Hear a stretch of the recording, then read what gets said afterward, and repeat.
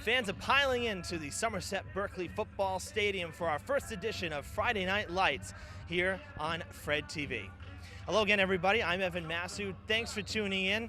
It's Durfee versus Somerset-Berkley for the second year in a row, and it should be a great matchup here on opening night. You can't ask for much better. Two schools that are rivals thrashing on the gridiron. So we hope you'll stick around, because when two rivals square off, things tend to get very heated on the field. Lots of action. It's going to be a great night. Weather's good. Fans are piling in, as I said. Stick around. Opening night football is coming up next on Fred TV.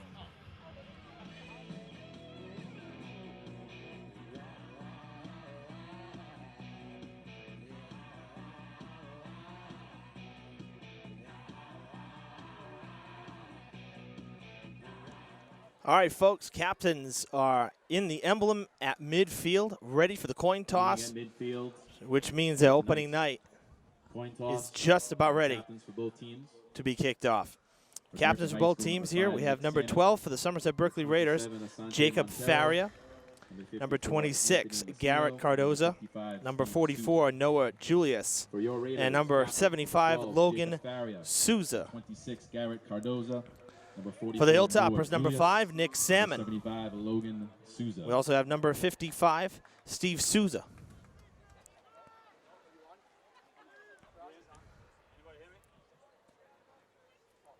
The head coach of the Durfee Hilltoppers is Taylor Brown.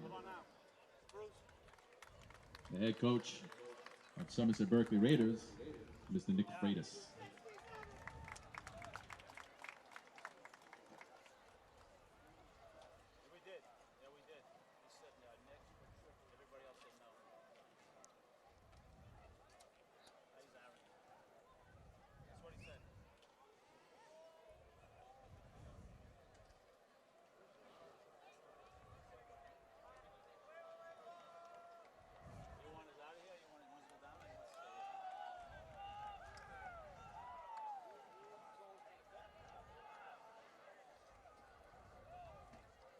We also have number 27, Asante Montero, and number 64, Macklin Coronel. Somerset-Berkley Raiders have won the toss. They have deferred. They'll go on defense, and the Durfee Hilltoppers will receive the opening kickoff for the 2016 season. Good crowd on hand. You saw the fans filing in the open. And actually, there's still quite a few trying to get into the stadium. A late arriving crowd. We have a great night here for opening night. The weather could not be any better. 2016 Somerset-Berkley here in Somerset Raiders. At 7 p.m. on September 9th. It's 84 degrees. Clear skies. No rain expected. And folks, we have a little treat for you on opening night here. Our cameraman tonight, Gary Lee, is also wearing a headset, so he'll be lending his 2 cents throughout the game as he sees what's going on the field through the lens. So, Gary, great to have you with us. Thank you. It's great to be here. Now, let's quiet down for the national anthem. Yes, sir.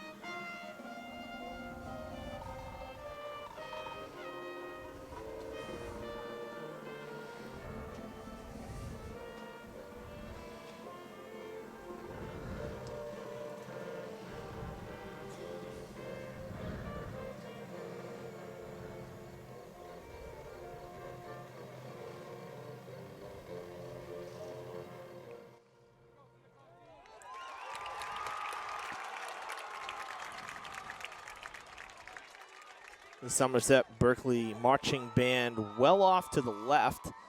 playing the national anthem. Well, thank you again, Evan, for allowing me to participate in opening night festivities, or the opening night game. Always, always a fun time. And folks, I just want to clarify, when Gary says allow, believe me, I'm not a slave driver here. I have no dictator characteristics. It's not necessarily an allow. It's a joy, because most of these games I do alone.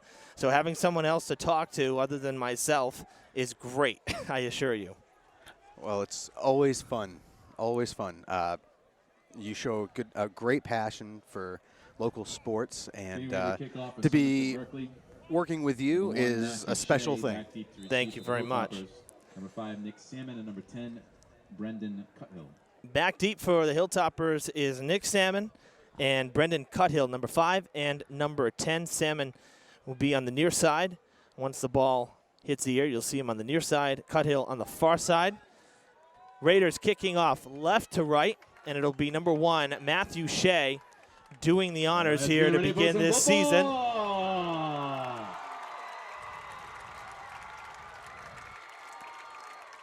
Fans are ready, we're ready, and the players are ready. That's headed to the right.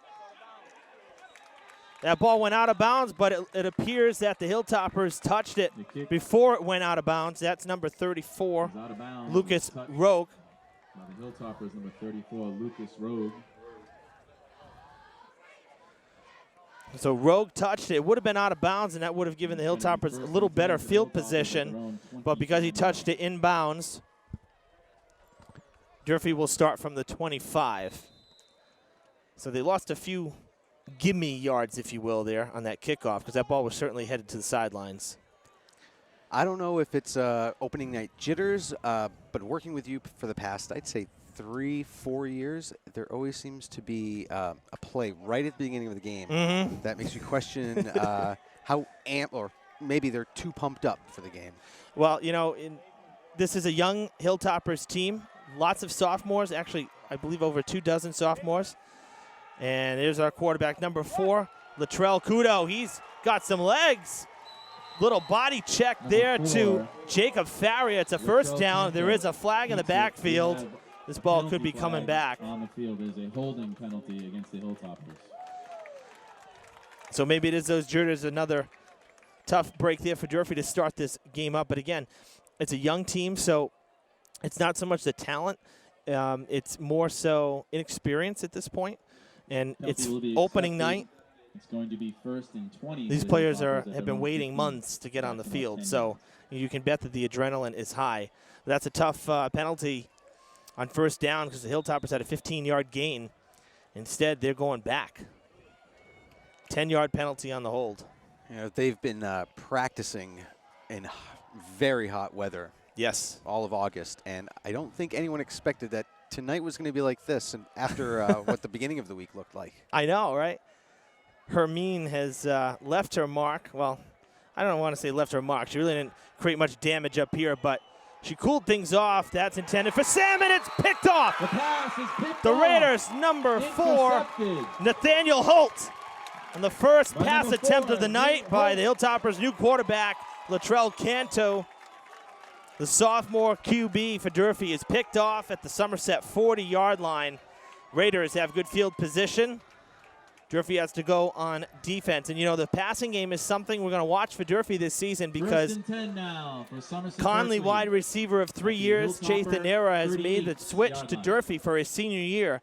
So you combine him with Nick Salmon, and this could be a pretty prolific passing offense if things get in sync. And you saw right there, not running the ball, Cantu throwing on the second down, a second snap. That's a false start on Somerset-Berkley. No penalty here, procedure foul against Somerset-Berkley. That's going to back up the Raiders as they everyone's attention. botch up their first snap on offense. So both teams with some penalties to start their series. White Volt, plate 3F. Somerset-Berkley in recent years has had some good success. Last year, a 500 season.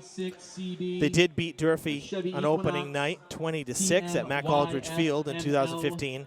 The year prior, they saw an amazing season come to a screeching halt in the Southeast Division III final round, right on this field where Dartmouth knocked them out of the playoffs. Dartmouth went on to win the Super Bowl. That was their first of back-to-back.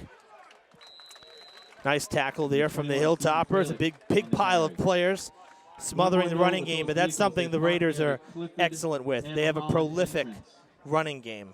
So as good as Durfee's passing game could be this year, the Raiders' running game is always top-notch. And you'll see them run it. Option plays, 3 in the backfield.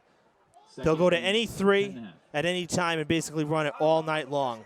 There goes number 5. That's Chase Stafford, close to a first down. Number 5, Chase Stafford on the inside handoff.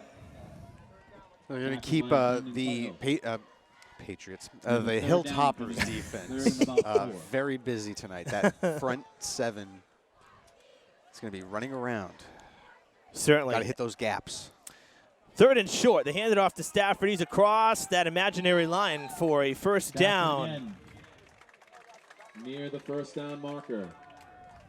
Tackled by number 5, Nick Salmon of Durfee. So Salmon playing defense here in the early goings as well. We saw last year Eli Brooks, of course, had the 2,000 rushing yards last year, which is incredible. First and 10 for the He also went on defense quite a few times throughout the season. So a lot of these great athletes for Durfee able to do multiple things and be in multiple facets of the game. And that was a good run on first down, a pickup of about 8 yards. That's a really important part to a team that, is on the smaller side, comparatively speaking, to most of the teams that they play. Got to have players on both sides of the field. That's for sure. And how about that? Drop in the shoulder. That looked like Freilich, Stephen Freilich, number 21, putting the shoulder down, charging, getting across for another first down. That run picks up enough yardage for another Raider. First down. It'll be 1st and 10 now from the Durfee 13. So Somerset in the red zone here, knocking on the door with a fresh set of downs. Stafford in motion. They'll toss it out. It's going to try to sweep outside. Cuts back in. It's tackled just at about the 10-yard line. So a short gain on first down. Again on the carry. Brendan Cuthill tackling. This formation that they run, it's so bunched up. You have the Durfee defense as well bunched up, running all over, bumping into each other. This is going to be difficult. Yeah, and this is what I saw. I had the pleasure of doing that Dartmouth-Somerset playoff game in 2014, and that's going to be a touchdown. It is for the Raiders. They get on the board first. Touchdown, Raiders. It was Stafford with the carry. The Raiders turn an interception into points. They lead 6-0 here in the opening quarter, just about 3 minutes in. I do some games on the side for DCTV in Dartmouth, and the Indians were in the playoffs that year. And Somerset had a perfect season going. That's how incredible their year was. And Dartmouth had to come here because Somerset's record was better. And it was the game to get into the Super Bowl. So it was the bracket finals, not the state finals, the bracket finals in Division III. And Dartmouth pulled out the win here in that amazing Friday night game. It really was fantastic. But Somerset did this all night. This is their bread and butter. Penalty before the snap. They were going to go for 2. A flag was thrown. And it is a false start. So it's going to back up Somerset-Berkley. Little to no breeze tonight, so we'll see if these teams decide to kick it all. Chathan Nera for Durfee actually has done very well kicking the ball when he was over at Bishop Conley. Folks at home, if you've been watching us throughout the last couple of years, Conley had a playoff game at Southeastern. Gary, you were with me for that one 2 years ago. It was Halloween. That's right. Actually, it was bitter cold. You'd think it was Christmas. That's how cold it was. But it was a wild game. I think there was probably 28 points scored in the final 2 minutes between the two sides. And Chaitanera kicked a 22-yarder to win it. That's right. In the wind, in the cold. So the kid can kick. So it'll be interesting to see if Coach Taylor Brown for Durfee decides to use him in any kicking capacities as well. Obviously, we haven't seen Durfee kick yet because they received the opening kickoff and turned it over on that interception. Excuse me, no penalty. It's a beanbag to mark the spot of a fumble. The conversion is no good. With 8:16 no good left on to play the in the first period, conversion your there. Raiders 6, Hilltoppers So it's 6-0 0. Somerset-Berkley. Durfee will try for better results on drive number 2 of the year. Folks, the Just a quick question, Evan. Are you surprised that with the penalty where they were at being pushed back, might as well just try the kick?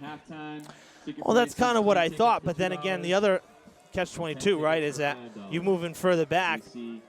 Now you really got to boot it. And if you got to boot it, sometimes you lose the accuracy a little bit. And the opening kickoff would have been out of bounds.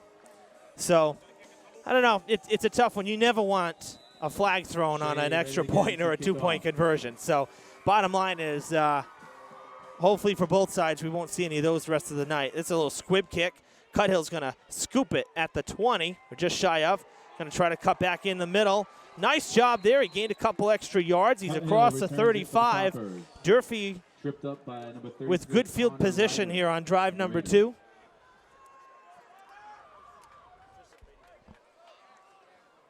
First and 10 for the Hilltoppers at their own 37-yard line.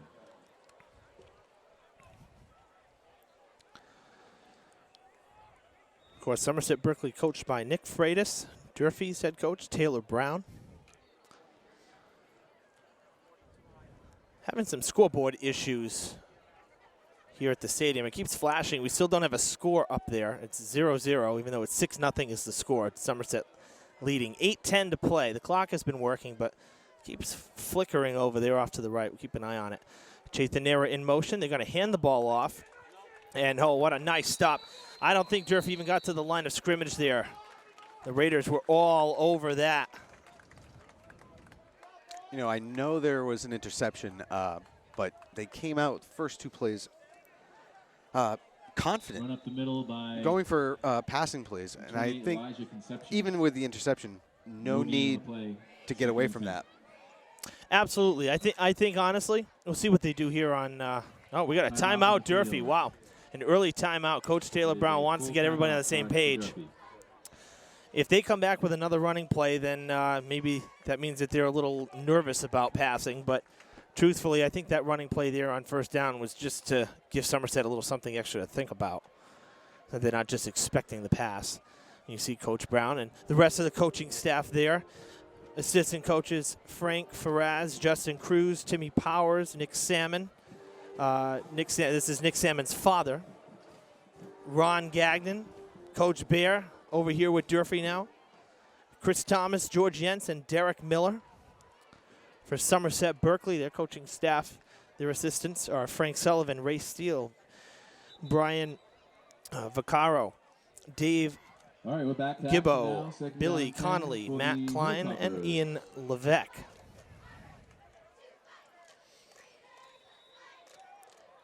We see Chaitanera and Nick Salmon right here on the near side, bottom right of your screen. We'll keep an eye on them. It's a quick pass, almost a lateral. Chaitanera skips by, and that might be good enough for a first down. Chase Stafford on the tackle. Where they spotted the ball makes it very, very close. Nope. Oh, they're giving him the first down. They're not going to measure. They're moving the chains. Durfee gets their first down of the season. And you saw the move there by Nara. Nara has some good legs under him. He can move. Tremendous athlete, of course, on the basketball team as well at Conley the last few years. He's going to be a great addition to the Durfee basketball team this year, we're assuming. Same formation. Cantu ready with the set. And another running play is stuffed. Cantu on the keeper. Cantu decided to keep it. Number 78, Alexi. Sorry, Canto. Oh, Canto my. decided to keep it. Couldn't get far. Actually got back to the line of scrimmage, so he was lucky for that. No gain, no loss. 2nd and 10. No gain on the play. 2nd and 10 for the Hilltoppers. Going to switch it up. Salmon and Nira on the far side now. Trips on the near side. In motion is Davewin Malave. And that's going to be a loss of yards. Malave could not penetrate the line there. Malave on the It's a carry. loss of 1, so 3rd and Lord 11 Julius from there for the midfield. tackle. No gain. 3rd and Now, 10. you want to play confident, but you don't want to get too cute. And I think that play was trying to be a little too cute. Brings up 3rd and 10. So, passing play? I would think so, actually, and it's amazing. From our vantage point, it almost looks like 3rd and 11, but they didn't move the down marker across the way. So we'll go with 3rd and 10. Glass half full, if you will. But it sure looks like it'll be a pass play. Pressure's coming. Canto's got to move. He has legs. Can he get by 88? No, he gets tripped up at the 50. It's short of the first, and Durfee's going to have to punt it away. Forced out of bounds by Nate Holt of the Raiders. He made the smart play. Didn't read any open receivers. That's gonna bring out, Don't force anything. 4th Get out of down, bounds. 4th and 8. Gain a couple of yards. See how how the punt goes. It's an official gain of 2 yards, so it'll be 4th and 8. And it was Nathaniel Holt chasing down Canto. Connor Addison, number 7, back to kick. First-year football player. Not a first-year Durfee student, but For the Hilltoppers. first year playing football. And he's going to have the kicking duties here. That's a good punt, too. Down inside the 20. Pressure is there. Ball is loose. It will be Somerset ball. That's a great punt. Number 5, Inside the Chase 20, Stafford. you got to give him a He's lot of control credit. of the football. I know, Where first punt of the season, Somerset-Berkley really. Take over. We don't get to see a lot of 1st and punts 10. because most of the time There's 17. teams will just go for it on 4th down. We see that more often than not. Obviously, very difficult to do that on 4th and long at midfield, so got a punt in that situation. But kudos to Connor Addison. Nice job there on his first punt for the Hilltoppers. So Somerset-Berkley will start from their 16-yard line. Got a big field in front of them. They're up 6-0. Just over 5 minutes to play in the first quarter. Full stands on both sides. Got to love it. It's a great night for this. Somerset-Berkley's side is packed. Durfee's side off to the right for the guest, Chase the Stafford visiting team, carry for the packed. Raiders. And there's still a line of people trying to get in. Picks up 7. A 2nd and very 3. long line. I know, right? I was going to say I see a lot of Durfee students, parents of the players. Mhm. Nice to see a good turnout. Going with another running play on 2nd down. It gives the Raiders a 1st down. Lynch on the carry for the Raiders. Picks up enough yardage for another Blue Raider. 1st down. He's taken down at the 29-yard line. It'll be 1st and 10.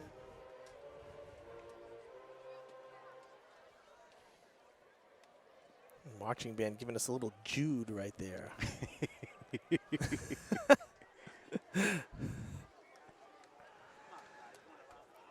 Oh, fighting right there, trying to tackle, and they do. Short gain, nice stop by the Hilltoppers that Frelick on time. Carry for the Raiders. Number 27, Asante Montero stands him up. Almost looked like a rugby play right there. Yeah, The I amount know, of right? Players Gain on of the about 2, landing on the ball. maybe 3. 2nd and 7 for the Raiders. Frelick had the carry. Montero with the tackle. Brings up 2nd and 8.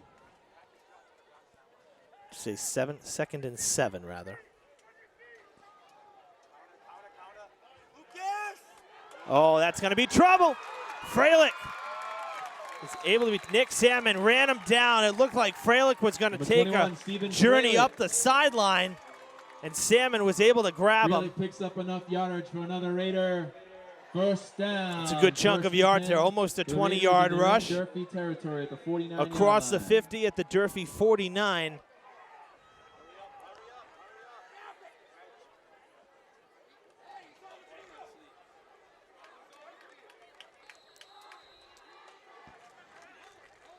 Looks like a 4-yard carry here. Faria, the quarterback for the Raiders, keeps it.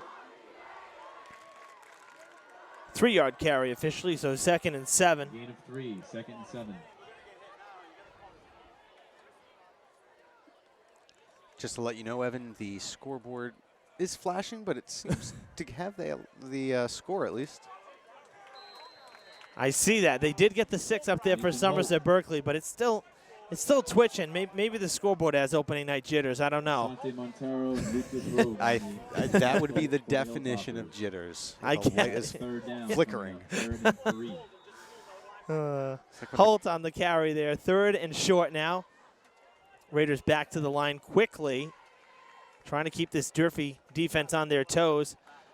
That's number 5, Stafford. He's across the 35 for another first down. Number 5, Chase Stafford picks up enough yardage for a Raider. His legs don't stop moving, but he is coming off the field. 1st and 10. Looks like he's subbing out for Freilich again. 35 of the Hilltoppers. 50, Jacob Farrier, the quarterback, got the play. Something tells me it's going to be another run. With the ladies, just going on hunches here. Freilich moving. That is a great tackle there. It appeared the ball might have been jarred loose for a moment. Lynch up the middle. Really hard to tell with such a bunched up offense. I mean, they fit all 11 on the field in between the hash marks. Yeah, that really is remarkable because, believe me, folks, that's not easy to do.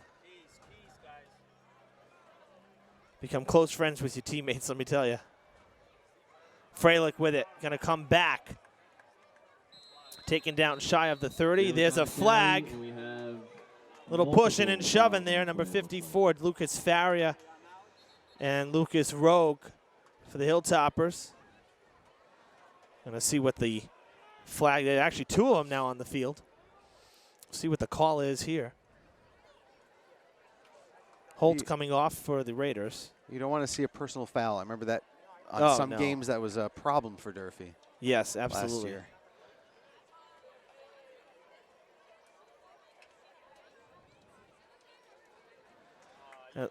It looks like it was 2 personal fouls. There's a face mask for Durfee and the chop block for the Raiders. Or personal foul, against the Hilltoppers. Those penalties will offset. So we're going to replay the down. It's going to be 2nd and 11 once again. So we'll redo 2nd down as the penalties offset. It's 2nd and 10 again.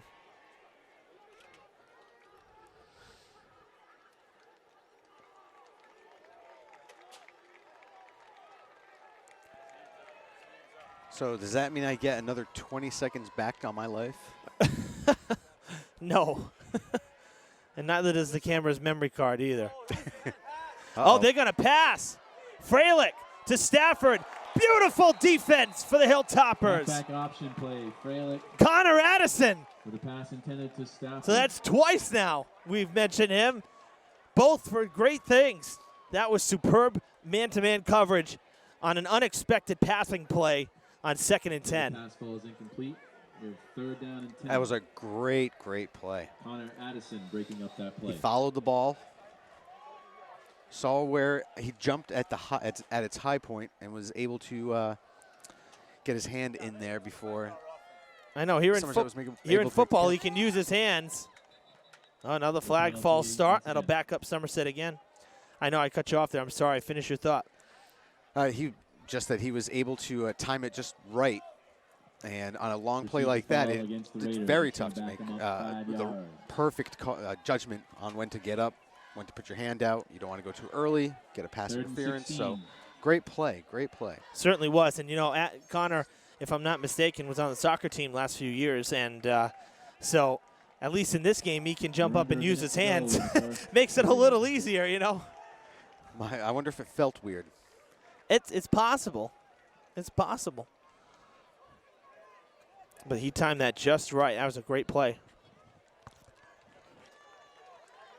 So it's 3rd and long. This is a big stop for Durfee as we wind down the first quarter. 30 seconds to play in this first quarter.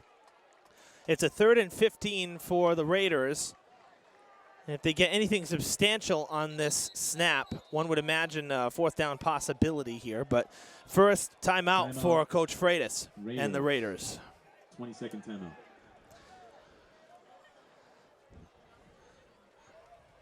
I mean, not having seen Somerset in training camp or anything like that, you wonder with the formation that they run, the type of game plan that they have, if passes are kind of those gimmicky plays like this play just a little while ago. So Durfee and exactly. Somerset-Berkley have each taken 1 timeout.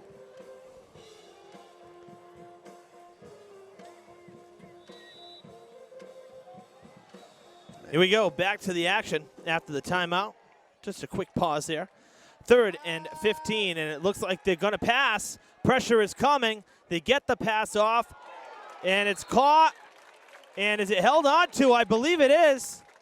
Hilltoppers saying no catch. The officials waving on the far side.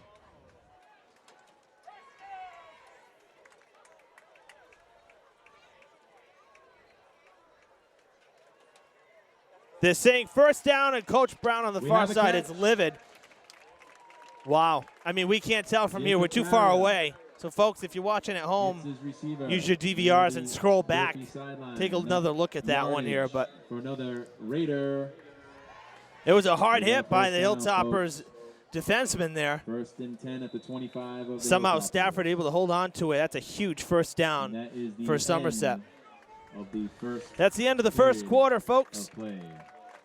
The score, Somerset 6, Durfee 0, but the Raiders knocking on the door once again. When we come back in the second quarter, we'll switch sides with the Raiders at the Durfee 25.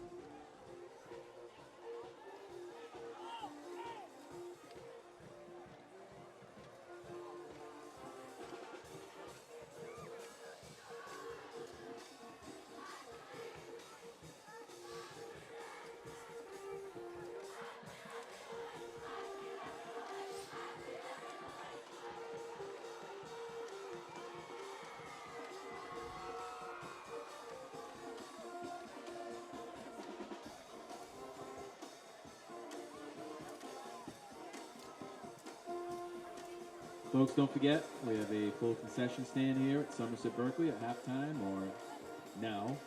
Go and grab a snack or a drink. Cold water being sold, I'm sure, on a warm, steamy night in September.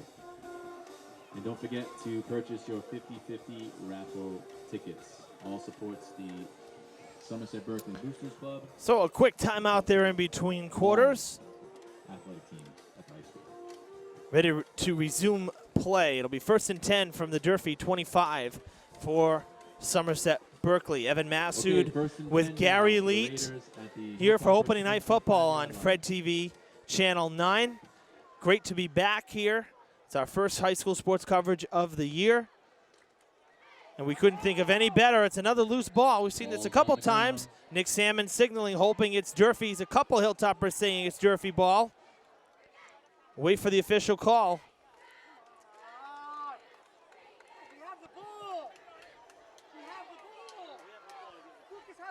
The Raiders keep it. The Raiders keep it. Loss of a yard. 2nd and 11. The official signaling that it's still Somerset ball. And now a personal foul call. Coach Taylor Brown's going to take a flag here. On the field. He just gave the official an earful again. 2 calls that he felt the Hilltoppers were robbed on. Unsportsmanlike against Durfee, the coaching staff.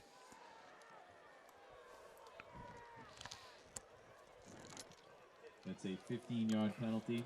15-yard penalty, and that's going to put the Raiders into the red zone.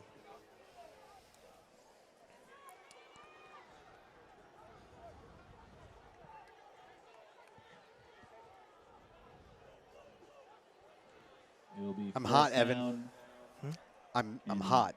You're hot. I'm a little from the Hilltopper 12. Whew. It's a warm night here in Somerset. I wonder what it's like across the river. Any better, do you think? I know what you're getting at, Gary. Oh, man. We'll see if there's a third bad call. Then we can make a decision. How's that? Good stop there on first down. It's the first game of the year, Gary. First game of the year. Stephen Freilich, the carrier. Maybe the officials have some opening night jitters as well. Gain of 2. We'll see. Gain of 2 on the play. It's 2nd and 8 for the Raiders. Looks like a false start. Nate Holt. Holt with the carry. For the Raiders, number 10. Listening to the Durfee coaches next to us up here. Tackle. He said one of the Raiders left early. 3rd down and 5. It looked at for the Raiders. 3rd and 5. And a stop here for Durfee would be quite big. Yeah, we'll have to take a look when they send that man in motion. Yes. If he starts making, even if he's not past the line of scrimmage, if he starts making a move forward, that is still a penalty. Absolutely. That's a false start every time. You have to run laterally. Cannot run forward before the snap. It's not the CFL. No. But that's a good point, though, because people at home may not notice that or realize that. So that's a good point to make. Football is such a complicated game. You and I were talking about this over at Durfee this week, that football is one of the most complicated games out there. So many rules, so many plays, so many intricacies, 3rd and 5 here.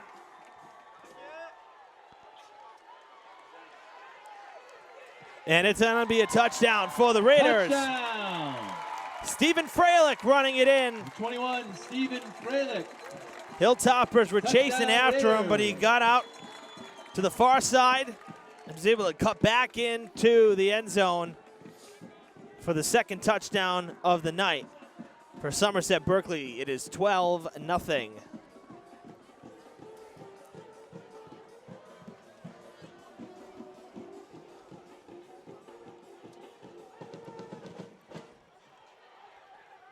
Looks like we're going to have another 2-point conversion attempt. We have a Durfee player down. We do indeed. Looking down at my roster. Did not see that. That's not a good thing. Don't want any injuries.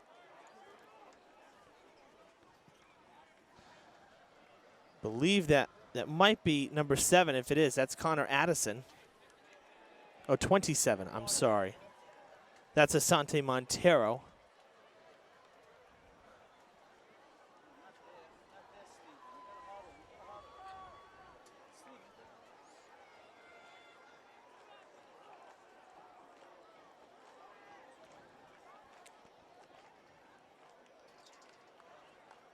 Never like to see that happen, but he does seem to be getting up slowly but surely.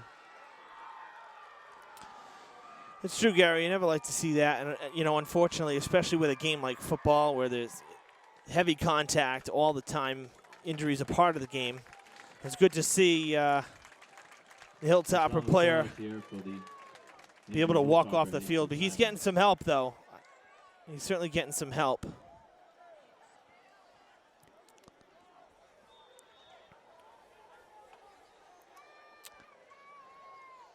We'll go back to the line of scrimmage here. It is a 2-point conversion here. Somerset-Berkley 0 for 1 on the night in that regard, trying to make it 14-0.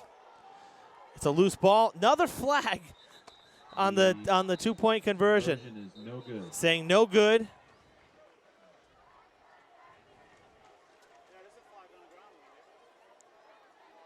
We do have a penalty on the play. Offsides by the defense. So the officials seem to be a little confused at the moment because one's saying no good, and then he just made the call that there was a penalty marker on the field. Yeah, actually, 2 of them. He made the call on the result of the play before he discussed what the penalty was. Maybe he didn't see the flag on the play. And actually, that's quite surprising. Timeout Somerset. It's surprising 20 since second that timeout official is the taken one by looking the at the whole Raiders. field, but Well, if you've seen my camera work, sometimes I kind of miss things as well. So, but I promise you, I got that touchdown, Evan. yes. I'm not sure that the Fall River fans watching this are happy about that, but it is what it is.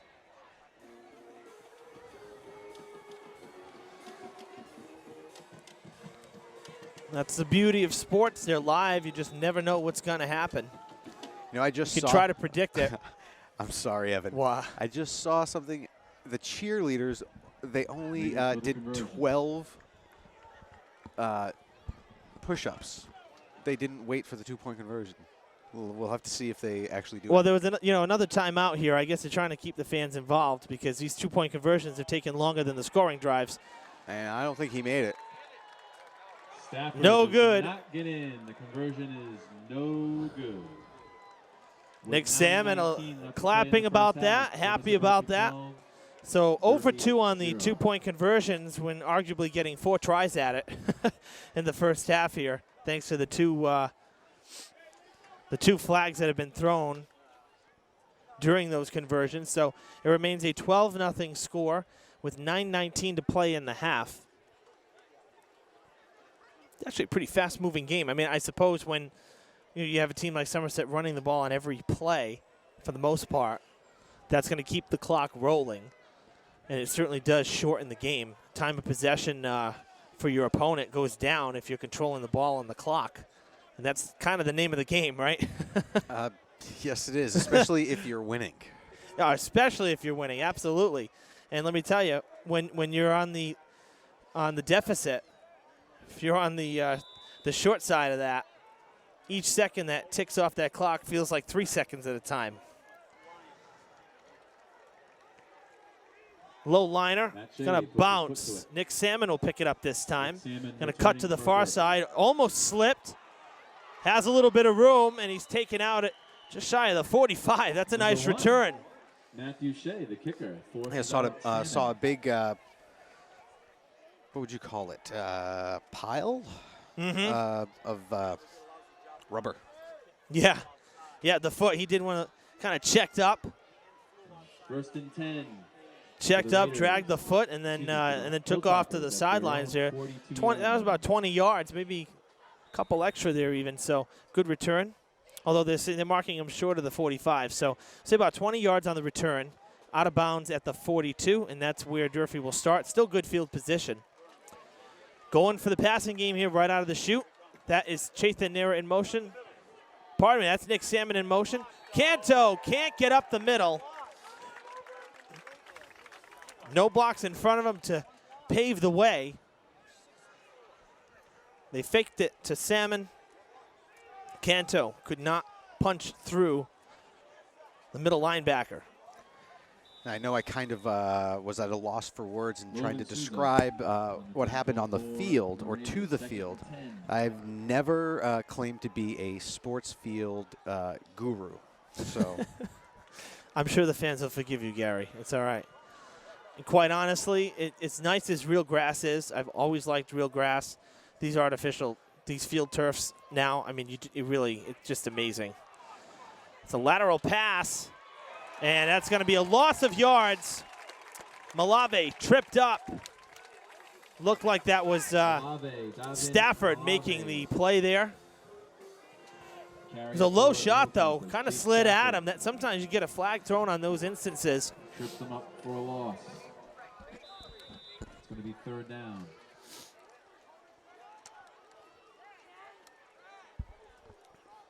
Hilltoppers in danger of a 3-and-out here.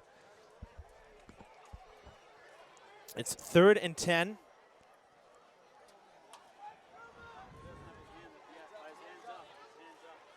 Salmon coming to the near side, bottom left of your screen. Toppers have to call timeout. The clock, Timeout the on field. time clock there, Full timeout game taken clock, by Durfee. play clock, if you will, was expiring. So to avoid the penalty, you take the Don't forget, timeout. folks, At halftime, Yeah, I'm not sure if you the watched. area's best Well, I'm pretty sure you takes watched the the game field. last night, opening night for the Sure to NFL. support That the first half, Somerset-Berkley you marching saw band both tonight's teams, show. the Panthers and the Broncos, burn 5 timeouts before I think the 6-minute mark of the second quarter. That's amazing. That never happens. That never happens because, of course, in the NFL you only get 3. It's not like high school where there's a surplus of timeouts. So that's that really was something to see that. Well, it's good to have football back. It is. It certainly is. I was telling. I don't know that I'll say that in the beginning of November when I'm bundled up like I'm going to go skiing because it's so cold and windy, but the action is still fun. So, you get past the weather aspect of it.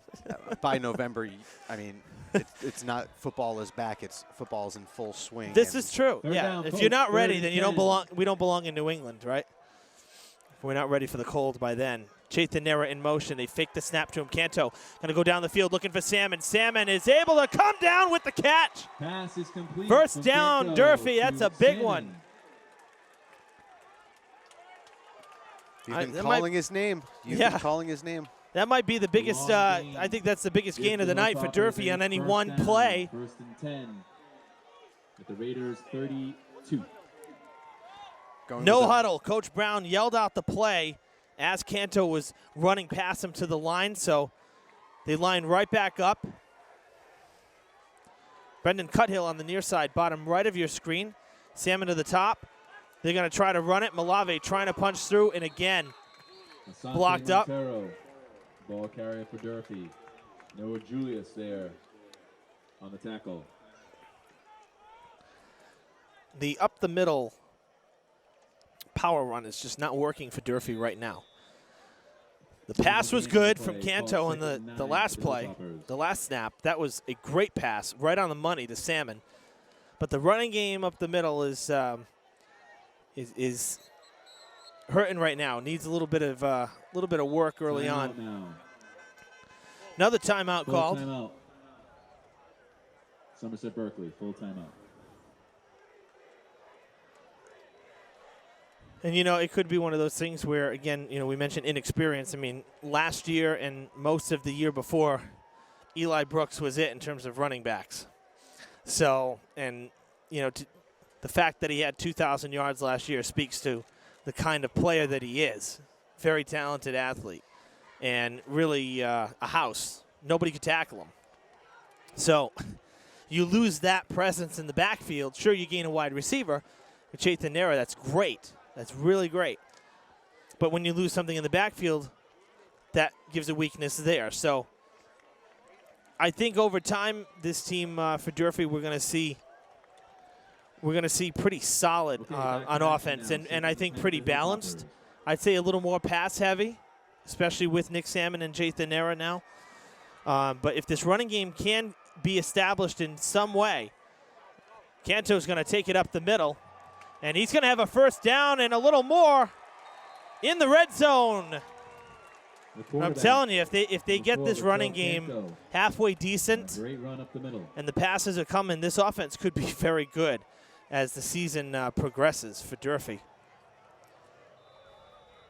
1st and 10 for the Hilltoppers at the 14-yard line. They could find their identity passing the ball, and if that happens, that's very unique in high school football. It certainly is, and then that would open up more of a running lane as well. Canto looking to pass. Is he going to take it himself? He's got someone on his tail feathers. That was Logan Souza, and it's going to be a loss of yards. Lucas Faria. You would have liked to see him throw it away as opposed to running out of bounds behind the line of scrimmage, but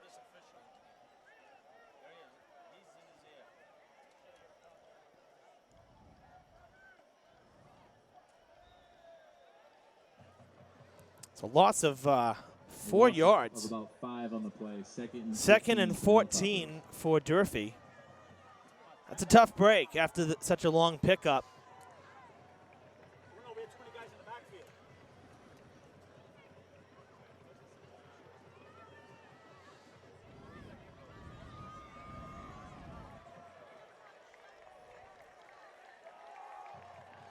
Salmon all alone on the top of the screen. Low snap. Canto's going to keep it. Canto's going down. Canto keeps it. Maxwell Cabana on the tackle. Short gain, if any. Third They give him down. 2 yards on the play. So third and about down. 12. Third and 15. Third down.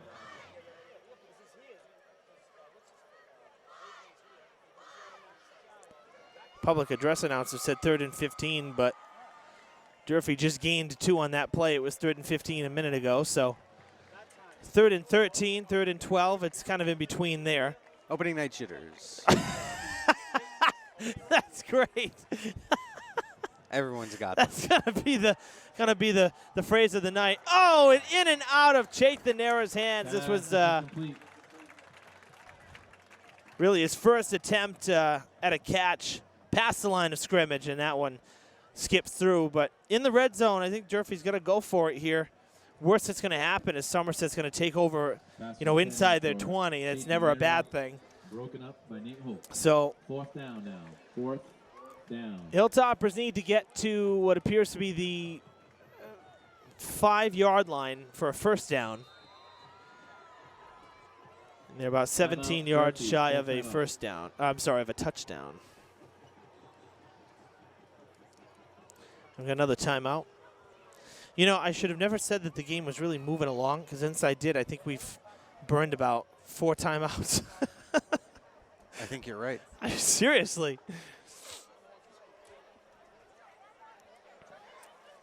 .5:19 on the clock. Durfee yet to find the end zone. Half moon in the sky. Sun's gone. And it's still in the low 80s. That's incredible. It really is. 50-50. 50-50.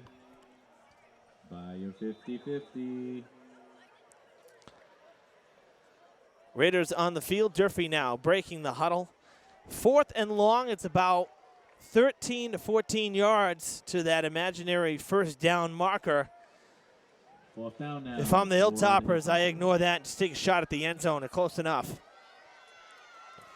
18 yards from the end zone. Set up for a pass. Canto has pressure coming. He's going to go to his left. Backtracking. He's going to let it fly. This is not going to be good. Shy of the first down. The good news is Somerset-Berkley will start things behind the 10-yard line. So really makes a big field for Somerset if they want to score again before the half. So that's not a bad trade-off, I suppose. But Durfee really needed some points there on that drive. Showed some good signs of life in the offense there. First down for the Raiders. Yep. Had a great reception for big yards. And what I liked, they didn't get the first down, but what I liked is that he threw the ball down the sideline. So it was either going to be out of bounds or one of our players would catch it. So rather than take the really big loss, I think he had scrambled back to almost the 30-yard line. So that would have been a huge play if they had, if Somerset was able to get the sack on that. Yeah, Durfee would have lost about 10 to 12 yards if Canto went down. So we let it go. And I believe it was number 12 that caught that for Durfee. Got a flag. Play's continuing, so that's going to be an offsides most likely on Durfee. Stephen Fralick on the carry. We have a penalty flag. When you have a false start, play is ruled dead, so nobody will proceed. The whistles would have been blown, so I'm going to assume this is an offsides. It is on Durfee. Penalty. The penalty is declined. It's declined because the Raiders got a first down anyway, so they're out of the red zone. Well, they're right at the 20, really. So 10 for the Raiders. First and 10 now from the 20-yard line. At the 20. Somerset got 10 back. 5 minutes to play before halftime. The clock will continue to roll now. And the Raiders will pick up about 6 more. Fralick again on the carry. Lucas Rowe tackling for Durfee. Gain of 6, 2nd and 4. It's a 6-yard pickup. Second and 4.5 4. minutes to play in the first half.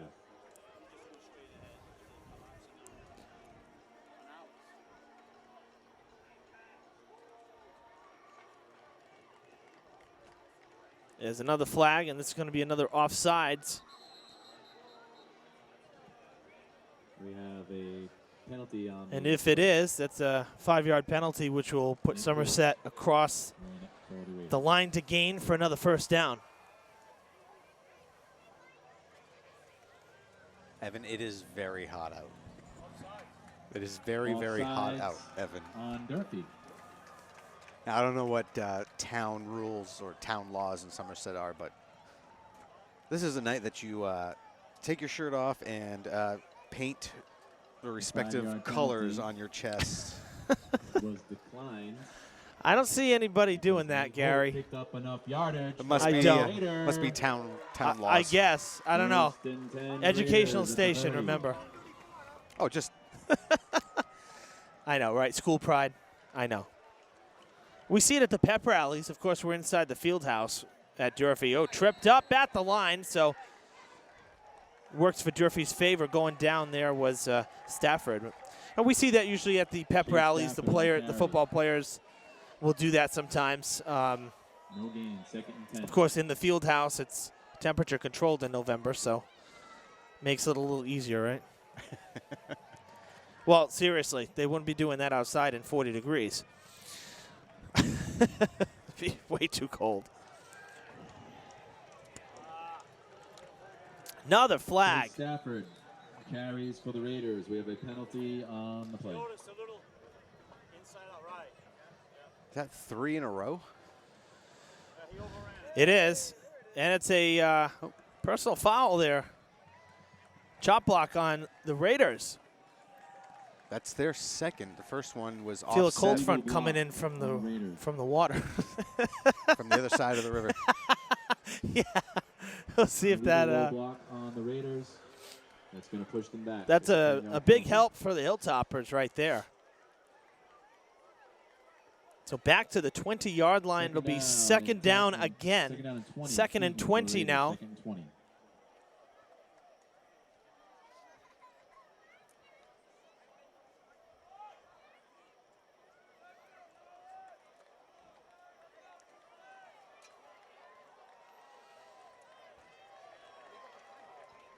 Now, if they're able to keep Somerset out of the end zone to end the first half, that would be a big boost for Durfee. Yeah, that would certainly be a victory because the thing is, you know, we may forget because of the interception just 2 snaps into the game, but Durfee got the opening kickoff. So Somerset's getting the ball when we come back from halftime. So the last thing Durfee would want is, you know, a 1-2 punch there, you know, the double scoring opportunity. So if the Hilltoppers can hold off Somerset here to end this second quarter, you know, you certainly would consider that a win for Durfee at this point. It's 12-0. You know, that's not a big score to overcome in any respect at all. It's really not. But Durfee's had trouble getting the offense going here in this first half, and 12, unfortunately, seems like it might be 24 right now because not a lot going right for Durfee in this opening half here of football on opening night. But again, you know, reading some of the articles this week in the newspaper, you know, our good friends over there at the Herald, Greg Sullivan and Mike Thomas, you know, they said they had stopped by practice one day this week, talked to coach. Coach said that, you know, this is a young team. Talent is not the issue. It's just experience. And again, to what I was saying earlier, I truly think that this team is going to grow, and I think they're really going to become a decent team. Nice cut back. They get about 12 yards back there on second down. Nate Holt with a good run. And I like that last second dash back inside. He was able to pick up a couple extra yards. So 3rd and 8 coming up.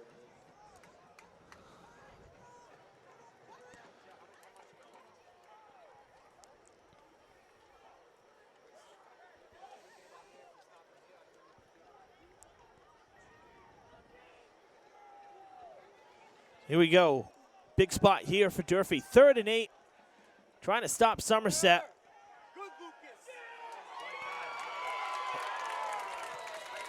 That was Stafford on the carry. getting Stafford across the picks up 50-yard enough line. yardage for another Raider. I'll tell you, they switched off Seaman possession. They on ended the it off tackle. like 3 different times. I lost track of it. 50-yard I line, thought it was 1st in the and 10. backfield with, I thought Faria kept it, the quarterback. And then all of a sudden, here comes Stafford, and there he goes again. Cuthill going to try to stop him. They keep him in bounds. Stafford on the carry. Stafford picks up enough yardage for another Raider. Number 10, Brendan Cuthill, tackling for Durfee. 1st and 10 for the Raiders. The last couple of plays have really hurt 33-yard this line. Durfee defense. Certainly has, and you know what, too? I mean, waiting for the clock to start winding up because the ball was placed on the field a good 3 seconds before they fired up the clock again. As soon as that ball's down, the clock is supposed to be rolling. 2:01 on the clock here in the second quarter, so 2 minutes and 1 second before the half. And I'll tell you, after those 2 dashes from Stafford, Somerset now poised to find the end zone a 3rd time.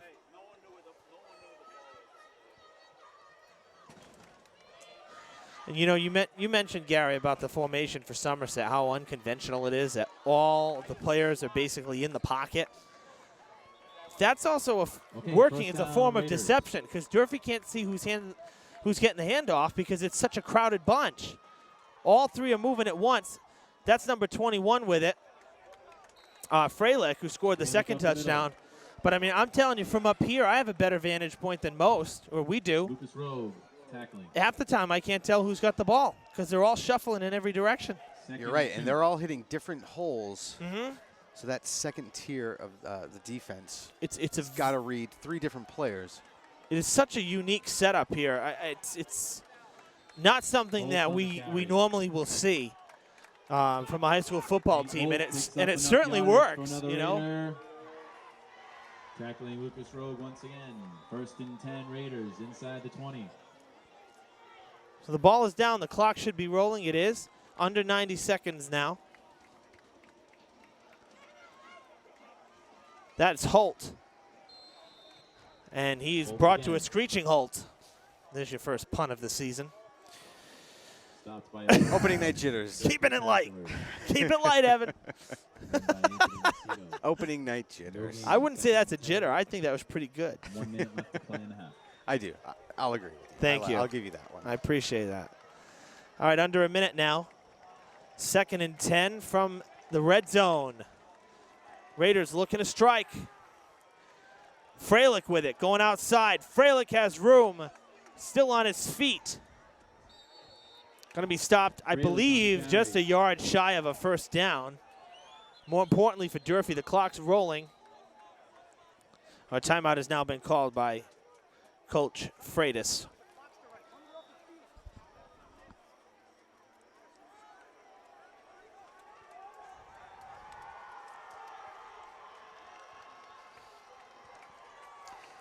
So what Durfee, the last thing Durfee needed Timeout. to end this first half is happening here. It is, and you know, the inevitable may happen here because I think what's happening is that Durfee's defense is getting tired out there too, because they've been on the field a long time. They really have. You know, think about it. We talked about time of possession. I'd gather, and this is unofficial, this is an estimation, but I'd gather that Durfee's held the ball in this opening half for maybe a quarter of the time, maybe 30% if we're lucky. I think that, or if they're lucky. All right, we got a 3rd and 2. I'd say Somerset has just totally dominated this first half, and they set the tone from snap number 2 with the interception. But this would be huge for Durfee if they can come up with a stop here. Going to the outside, that's Holt. He's still on his feet. Dive into the end zone. He's in there for the score. In the end zone. Number 3 of the night Touchdown, for the Raiders, and it's 18-0. Another Durfee player down.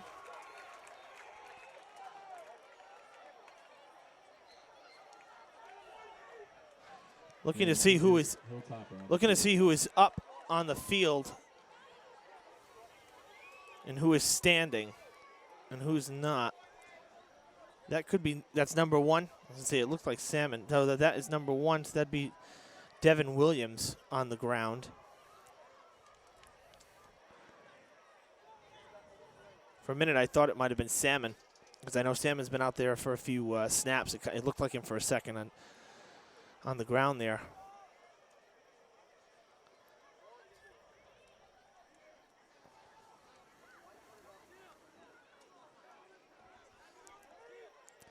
But it is. It's number 1, Devin Williams.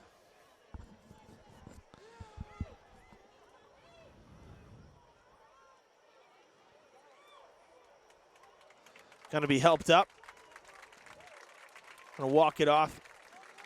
Almost a similar look to the last Hilltopper injury. Might have just had his bell rung a bit. That was Coach Bear out there to help him out. Coach Bear always identifiable by his hat. He loves that hat. He does. I'm telling you, he does. Is that a Panama hat? I think so. He loves that hat. I saw him this summer over at Conley cutting the grass, doing some groundskeeping for the River City baseball camp. Maybe I need to ask him what you would call when the pellets go flying up in the air. Well, he doesn't cut that kind of grass. Well, this is fake. Gary, come on now. Freilich stopped at the line, the 2-point conversion. It's no good again. So that's one thing that's going well for Durfee. They're stopping the goal line plays on the 2-point conversions, but the open field, it's too much. 18-0 is the score with 22 seconds to play in this first half. Certainly not the way the Durfee Hilltoppers wanted to begin this season, especially given the crushing blow of Thanksgiving a year ago that left such a bad taste in everybody's mouth. Getting shut out in that first half after scoring 30-plus points a game the previous 4 games. That was such a tough start for Durfee on Thanksgiving Day, especially to have it on their home field. And now tonight, starting off with an 18-0 deficit here at Somerset-Berkley. While we have a little break here, I really have to say I love the look and feel of the school grounds with the actual building overlooking the field and so close. Really, really is nice. Oh, it's beautiful. Somerset left nothing to be desired when they said they were going to build a new school and a new facility here. Actually, if I'm not mistaken, though, this field was put in actually before the school was built. It's the last time I was here. I was here for I told you, the playoff game where Dartmouth was here against Somerset. That was 2014. Summer 2012, when we were doing our first year of Common Thread News on the government channel, folks may remember that, you viewers at home. Gary did a segment, Made in Fall River, which was very unique, featuring the best in the city, homegrown products and companies. And, of course, I was doing sports as well. I came to the Relay for Life that June, and it was here. The reason it wasn't here the next year is because they were building the new stadium. The school hadn't even begun construction yet. And then with the turf, with the field turf now, they don't do it because they can't pitch tents in this field turf, nor do they want the chance to damage on it. So Bishop Conley High School has hosted the last few years over on Ellsbury Street, across from Durfee. So, but I remember being here at the old stadium, and it was very much like the old Durfee Stadium, or Paul Walsh, the Paul Walsh complex out in New Bedford. When we go to a fumble. Completed pass and a fumble. And a recovery. It's going to be Somerset-Berkley ball. Wow. The Raiders with recover. 8 seconds. Durfee fumbling the ball. And Somerset's going to take over at the 40. Nothing going right. It's been a rough first half for Durfee. It's cooling down, though. It's cooling down. Are you really that warm? Usually I'm always warm, and I'm telling you, I'm loving this right now. A little breeze would be nice. Not a windstorm. Maybe a little breeze every now and then. But, I mean, this is really not that bad. I'm actually – So says the flashing scoreboard. I'm not too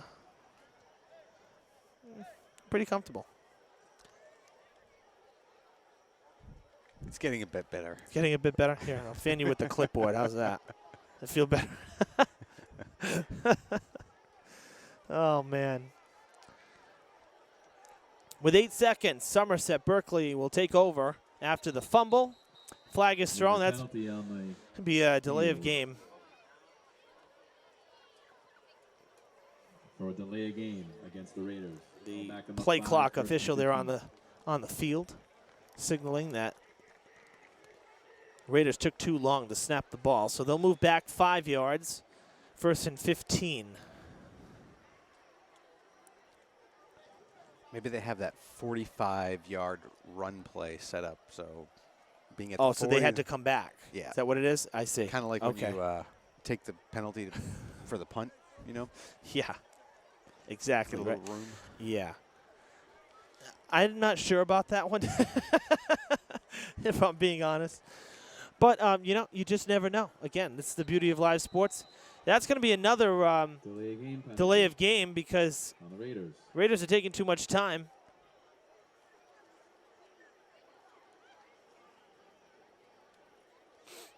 Coach Freitas not liking it, but if they take too much time, take too much time. And we're still at 8 seconds. Still at 8 seconds. 120 seconds later, we're still at 8 seconds. Right at the emblem at midfield. 1st and 20. And they take the knee. And that is That's it for the first half here at Somerset-Berkley. The opening half of the 2016 season comes to a close with the Raiders leading the Hilltoppers 18-0. And no, we don't have a 90-minute break before the second half, so don't get nervous at home. Don't change that channel. Don't change that channel. There's the scoreboard flickering. I told you. Look at that. I told you I wasn't imagining that, Gary. You've been focused on the viewfinder. I'm seeing everything else, and I told you that it's been doing that. Tonight's theme, opening night jitters, when it comes to technology. And I'd say especially when it comes to Durfee, 2 turnovers, that really the first one setting the tone for this one early. A tough first half for Durfee. It was. But like you said, it's a young team. Mm-hmm. You can only learn. So we'll have to see what they do in the second half. Hopefully they'll have more possession. I think that's the key. Get some possession. Oh, they absolutely have to because, again, I'd be shocked if they had the ball for more than 30% of this first half. Somerset controlled the pace. They controlled the time of possession, and that's why they're leading 18-0 right now. So we're going to step aside, and we'll be back with the second half from Somerset-Berkley High School right after this. All right, folks, second half action. Evan Massoud and Gary Leet back with you. Of course, Gary not here because he's behind the lens giving his 2 cents tonight. So you're seeing me, whether you want to or not. Gary, your thoughts on the first half as we head back to the field here? Well, rather than dwell on the first half, it's talking about the second half okay. and what Durfee needs to do, and that is keep the ball for an extended period of time. Now, first they've got to get the ball back quickly as Somerset is receiving. Yes, they are. In fact, this is going to be, if you can believe this is Durfee's first opportunity to kick the ball, to have a kickoff tonight because they didn't score in the first half. But you're right. I like the outlook, and I'm sure that's something that Taylor Brown, Durfee's head coach, was saying in the locker room that, look, got to put what's done behind you because what's done is done. There's no going back. You're in an 18-0 hole. Now let's go out, do some things right, do things like you've been doing it in practice, execute, try to get on the board, at least get some confidence because we really didn't see Durfee put together much of a rhythm at all on offense. And, you know, defensively, they were just exhausted because of how long they were on the field. Somehow it seems brighter up here all of a sudden. I don't know if these lights have like a maybe they have one of those faders, right? So you get like that mood lighting to start. Uh-huh. I don't know. It just seems brighter up here for some reason. I'm probably just losing my mind here, but that's all right. What did we say is our theme for tonight? Opening night jitters. Jitters. Yeah, jitters.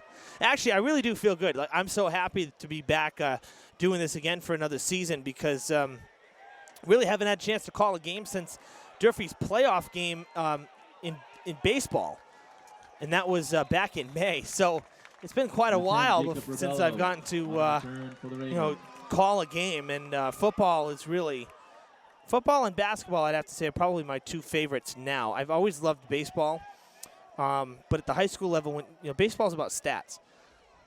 If you don't have stats to talk about at the high school level, it's hard. Luckily, Coach Elmschneider does keep he scores on the Game Changer app, so it keeps real-time stats throughout the year, which is just awesome. But can you log into that so you can I see can. them? If he gives me access, I can. But actually what he does is he prints me out a copy before the game if we're doing a game, which is fantastic. So, but 95% of the time, you don't have that. So, and baseball can be a very long game. Football is constant action and constant stuff to talk about. So it's actually easier in that sense.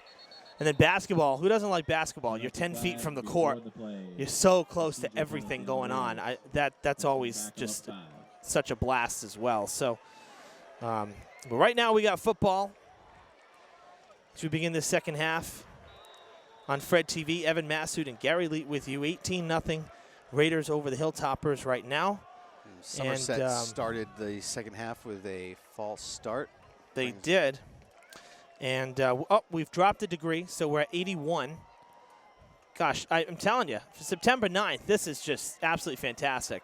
We had a good fall last year weather-wise, too. I had a couple football games where we got hit with some heavy downpours, if you recall.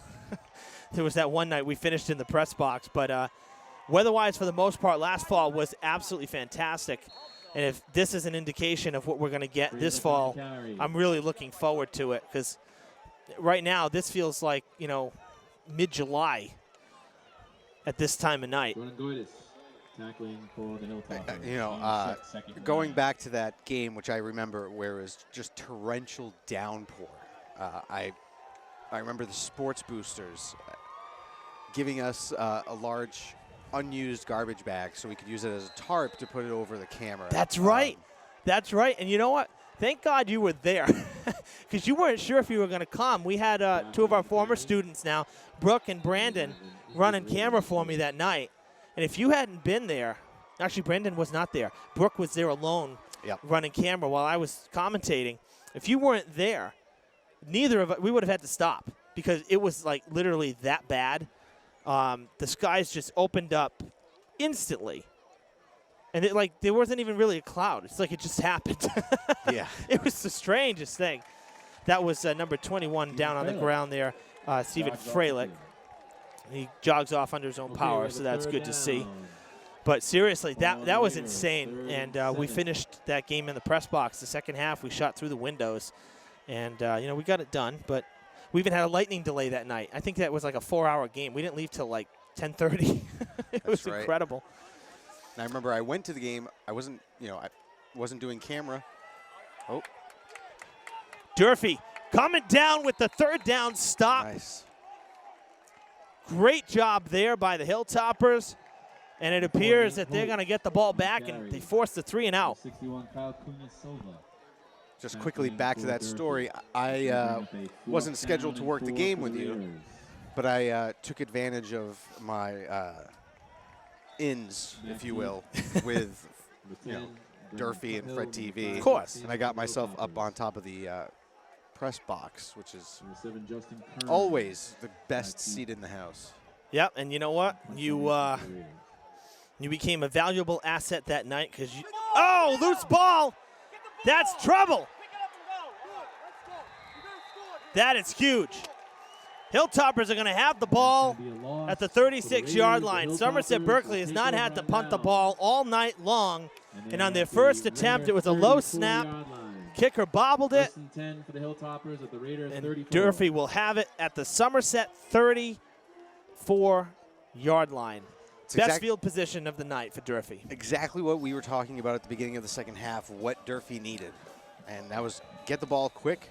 Not only did they get the ball quick, they've got the ball inside the 35-yard line. That was the best series on defense of the night, easily. I just saw Stephen Fralick on the sidelines. He was getting stretched out. He's doing some squats, so he might have hurt his knee, hurt his leg, maybe hyperextended it. That's why he came out. Maybe a quad. He grabbed the back of his leg there. So keep an eye on him. He's on the sidelines right now because Durfee's offense is on the field, looking for some points. Canto trying to escape, and he's going to be dragged down for a loss. Canto, it's a sack for the Raiders. Canto could not penetrate. Honestly, I would have loved to see the Hilltoppers go for a quick outside pass with 5 wide receivers. I would have really liked to see that right out of the chute here, rather than giving up a down on a run.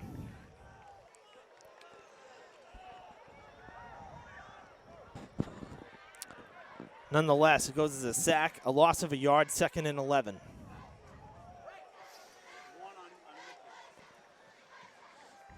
Got to get something in a rhythm. We were talking about that just moments ago. The Durfee Hilltoppers can establish the passing game with all these wide receivers. Then it would open up the run. It's Cheethanera in motion. Going deep to the far side. There's some serious contact there. They're saying no catch, out of bounds. Pass is incomplete. But I'm going to tell you, there was certainly some contact and some pushing and shoving there, too. Down with it, but he was out of bounds.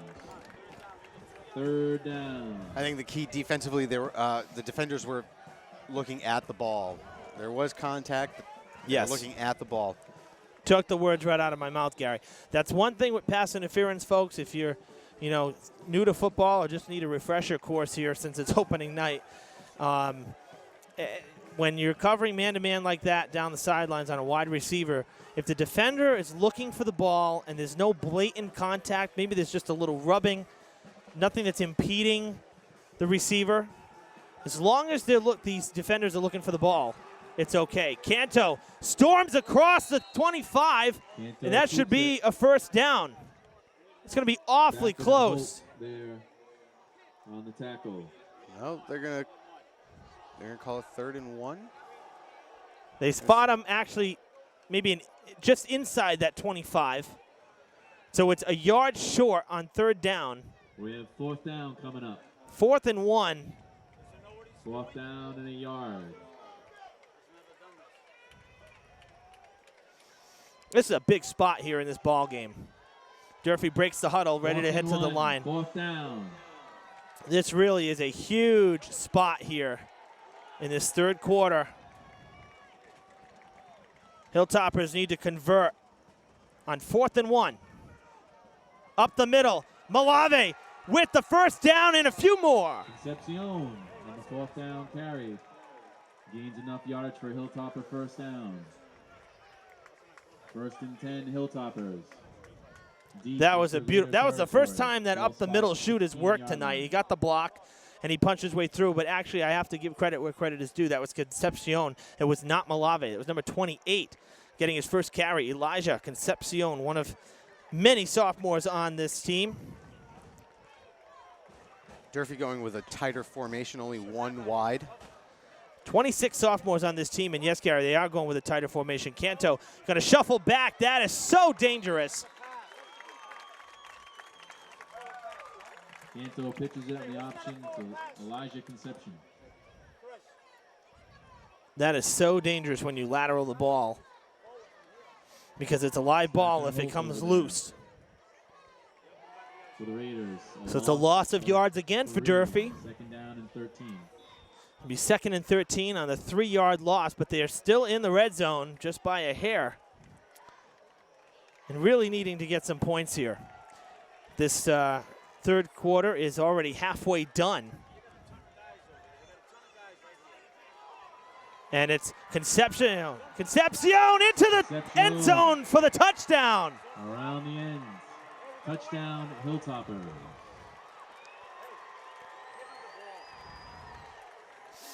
It's a 19-yard carry for Concepcion. And he was the spark there at the end of that drive. Getting the 4th down conversion and then the touchdown. Durfee on the board in 2016. They get number 1. That was a great play, set up perfectly. The Somerset defense, the secondary, was all on the near sideline, near side of the ball, or on our side. Yes. And had plenty of room. They could have either passed it or ran it. Connor Addison. Oh, the kick is blocked. It's a live ball. Durfee going to try to pick it up. It's out of bounds. And now there's a flag. Salmon tried to pick it up. Ball ends up going out of bounds, and we have a penalty marker.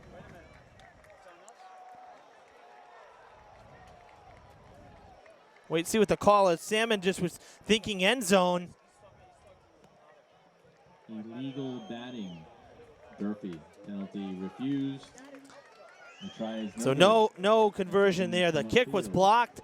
Salmon had an opportunity to pick it up and get in the end zone, but then the flag was thrown as well for illegal batting. Not a call you see very often or get heard, or a call that is heard very often, but nonetheless, the Hilltoppers finally find the end zone. It's taken them almost 28 minutes of game time to do it, but they finally get in there, and they're on the board. It is a 2-score game, 18-6. Got to feel good about that drive. Certainly, and that comes off of the 3-and-out that they forced the Raiders. The defense forced the 3-and-out to start the third quarter here. So that was a good drive that took a good 4 to 5 minutes off the clock. Defense is rested, played such a short series at halftime, and then that drive to rest. So the defense is fresh. See if they can come up with another big series here against the Raiders offense. Addison will kick off.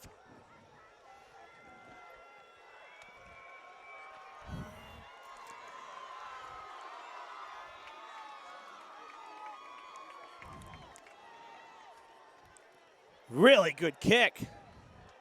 Deep kick. It's a touchback. That's going to be That's incredible. How often do you see that in high school football? That was a boot and a half from Addison. Yeah, that was a heck of a kick. It's not like it dropped at the 25-yard line and just rolled all the way back, which, I mean, would be nearly impossible. Yes, and, you know, it's because it had so much power behind it. It wasn't, you know, a high rainbow kick. It was really like a line drive, and it had that momentum, so it bounced and just kept going. First and 10 Raiders. So it'll be first and 10 from the 20 after the touchback. Hilltoppers defense looking for another strong series here against the offense of the Raiders, who we expect to come back out with that running set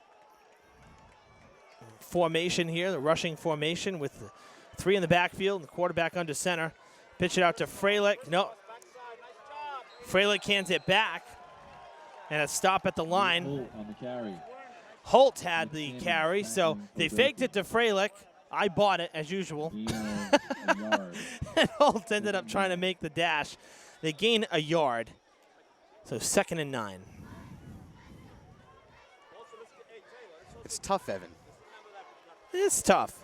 Doing this with the naked eye up here. I don't have a monitor. Come on. It's all right.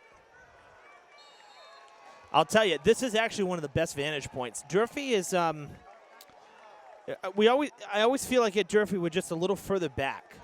And I think it's because these bleachers near this press box, they're not as, they don't go as far back, not as many rows. So at Durfee, I'd say we're probably a good 15 feet further back. And let me tell you, that makes a huge difference, especially with seeing the other side of the field. Conley's a good vantage point, though it's a little low. Diamond's actually a great vantage point. It's just you're a mile away because you're so high. That's a first down and more for Somerset. Raiders get nearly to the 40-yard line. On the carry, he picks up enough yardage for another Raider.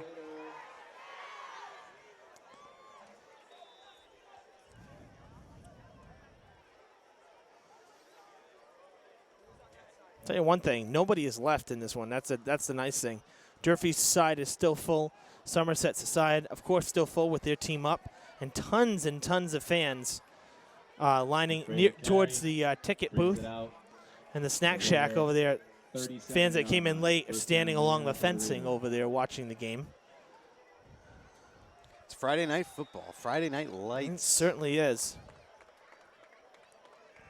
And I haven't seen the scoreboard flicker in a couple of minutes.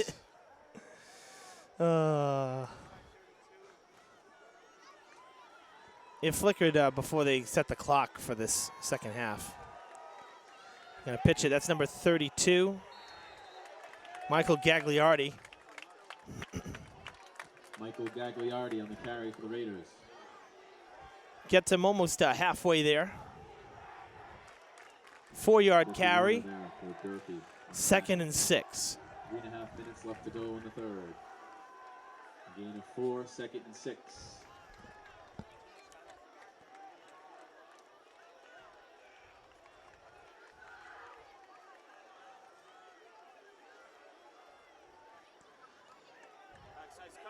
Is Holt across midfield, across the line to gain.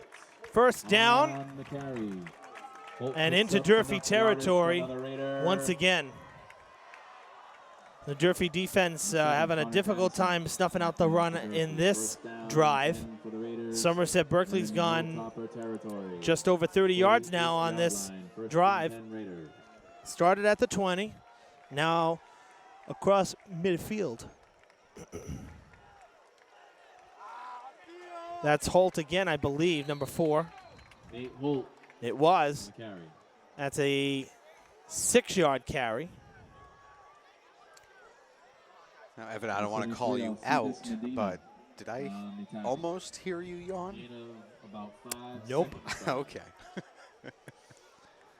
I know It's hot out here. You're on. I'm going to tell you what, and this is, yes, you called me out. It was close to a yawn. That's all I said it was. It was close to a yawn. And it has nothing to do with the action on the field, because it's actually been a lot of fun tonight. We've seen a lot going on. Number 5, Chase Stafford. Let's call it opening week fatigue. I mean, you're on an educator's time schedule. You're up early. Mm-hmm. And now I'm working later than most teachers do. Yeah. But that's okay. That looks like Stafford on the ground, number 5. Third player to go down, actually fourth player to go down and be down for a substantial amount of time. Second for Somerset. Durfee had 2 go down in that first half. These teams are hitting hard, fighting for a win. See some of the fans there along the fence. Quite a few fans, actually. And where the school buses, you mentioned the proximity, is just one little one-way road there for the buses to travel through. That's right behind where those fans were standing. And then it's the building. So it's just such a great backdrop. They really thought of everything, it seems, when they built this new school. And you know what, too, when they wanted to keep it looking like the old school. So having a similar look, a lot of the big pylons and columns, if you will, on the front of it as well, the main entrance. And first down Raiders, 1st and 10. When you're driving along 138, where the old school was, because they built this school behind the old school, where the old school was is now going to be soccer fields. It's wide open fields. Beautiful. Snap. Tough snap there. That's going to hurt the Raiders. And actually, Coach Brown saying it could be Durfee ball. He was pointing the other way. The ball came loose.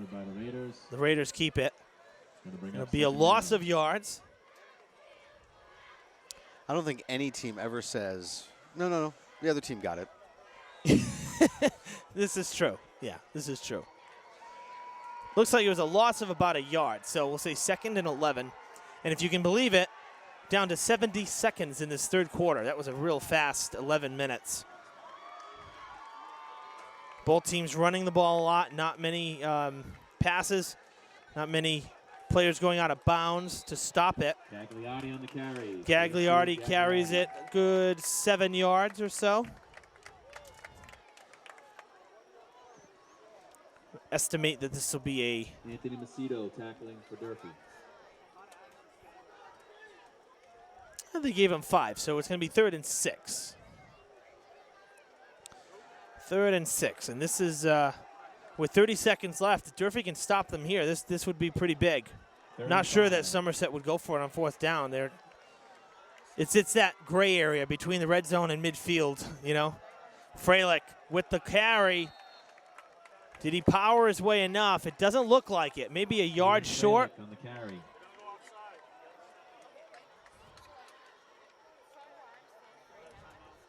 Two yards short was Freilich. So it's 4th and 2. Actually, it looks like maybe just a little more. So we'll say 2.5 yards. Is there such a thing? Of the third 2 yards and 1.5 feet. I'm sure somewhere someone can see that. Yeah. Somerset-Berkley. Got a timeout. Durfee 6. No, actually the end of the quarter. Oh, end of the quarter. Good call there. I've only been reporting the clock winding down the last maybe 90 seconds, and I forgot that. Again, folks, we don't have 89 minutes to play. The scoreboard is having some issues tonight. It's 18-6, Somerset at the end of 3 quarters. Somerset coming up with a 4th and about 2.5 yards when we resume play. And it's one of those instances where I suspect Somerset will go for it. They have 12 minutes on the clock, too. We've been playing 11-minute quarters. Oh, there we go, 11. I'll tell you, they're hearing me or something. But they did not offer to have you sit in the air-conditioned press box. You still on the warmth? I'm telling you, Garrett, I'm going to have you come out and shoot a game with me in November in the playoff season when the wind is whipping and it's like 30 degrees like we did on Halloween 2 years ago. And you're going to be wishing it was this warm. Back to action here. 4th down. Telling you. And 3 for the Raiders. You're going to be wishing. Back in my day, long time ago. Here we go. Commentating for Durfee football, we went up to Brockton, and if you know that stadium, oh yes, I do. We sat at the top of the press box there. It was like Mile High Stadium. We were so high Number up. 32, Michael Gagliardi. Gagliardi with the carry and the 1st down. Run, picks up enough But yes, for another those old Raider. stadiums, the bleachers went so high. down, You're right. It Raiders. was like in another time zone up there. Yeah, I remember Mac Aldrich Field. Same thing. You were way up there. And you know what, folks? When we're going to go to New Bedford this year for Thanksgiving, because Durfee hosted Thanksgiving last year, so we'll be in New Bedford this year, and they still use the old stadium as well up there, and it's the same setup. Full bleachers on both sides, high setup. It's a good power run there, down inside the 10. A flag is thrown. Stephen Freilich on the carry. We have a penalty flag. Freilich with on another the play. carry for a good chunk of yards. Somerset could pretty much put this one away with another score here. Go up by 3 again. Face mask on the defense. Against Durfee. I was going to say Be half the distance to the goal. that was in the area of a defensive personal foul. Yeah. Definitely no holding. It was farther up the field. So they'll go half the distance to the goal, and unfortunately, it'll probably be a gimme at this point.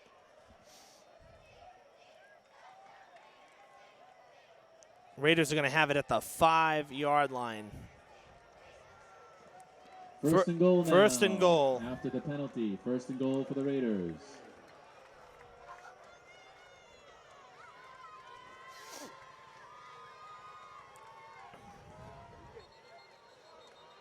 Play is called dead. There is a false start. Procedure penalty against the Raiders. That's going to back them up 5. So that's going to back them up 5 yards. That's a good thing for Durfee. Get a little more room in the field to move around on defense.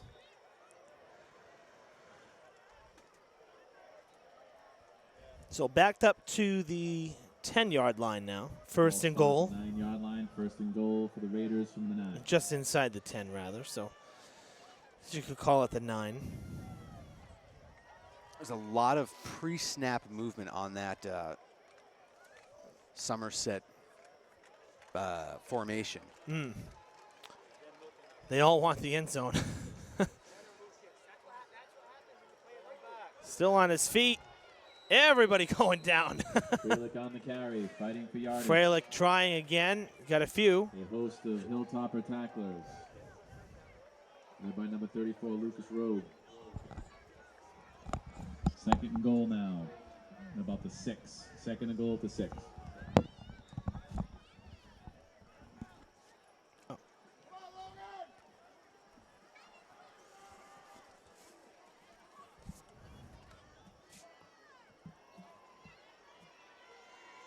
Here we go. Second and goal, and it is a touchdown. Nate Holt finds the end zone to make it 24-6.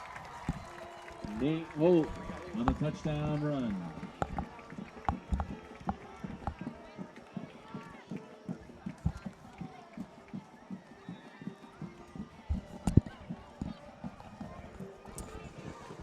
So 6 more points for the Raiders, and they lead again by 18. And it appears they're going to go for 2 again. They've been 0 for 3 on the 2-point conversions. Another player coming out with a limp, that's Garrett Cardoza, the tight end. Let's see if we can get a big sombrero. 0 for 4. Be great. And we'll see. Not that it would make a huge difference in the score. No, at this point, it really wouldn't. Durfee offensively has really struggled until that one drive in the third quarter. Punching it in is Gagliardi. Good. And it's a 20-point lead for the Raiders. Teams come upfield with 8:50 left to go in the ball game. Your Raiders. 8 minutes, 50 seconds to play in this one, and Durfee's looking like they're going to drop game 1 of the year now. 2 scores. Just a word of note, folks. Not as hard to overcome, but 3. Trash at the receptacles. That's a big lead this late in the game. Also, the exit. You know, I was mentioning about Thanksgiving. You know, we'll be hitting the road this year and heading to New Beige. But here's a cool one for you. Because we always cover Durfee, New Bedford, you know, the historic rivalry that it is, we've never been able to cover one of our other 2 Fall River high schools, Bishop Conley High School or Diamond Regional. But this year, because the Cougars' playoff game under the lights that they brought in, the construction lights they brought in last year for their first ever night games, of course, the Cougar Stadium, they don't have light towers. They play during the day on a Saturday. They brought those lights in for the playoff game for primetime football, and it was absolutely fantastic. They lit the field, I'd say almost as good as these lights. Not as great as these lights, obviously. These are serious light towers, but they had 8 of them, 4 on each side. Those construction lamps that blind you on the highway when you're going through a zone. So they're seriously bright.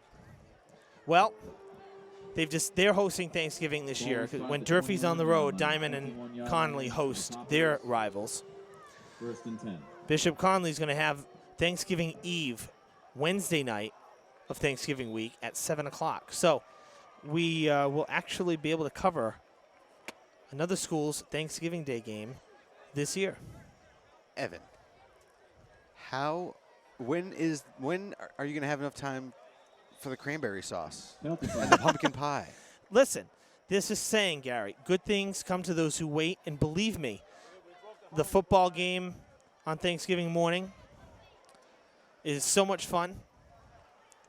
But by that fourth quarter, you know, I've done the game with Desmond Sanders last year.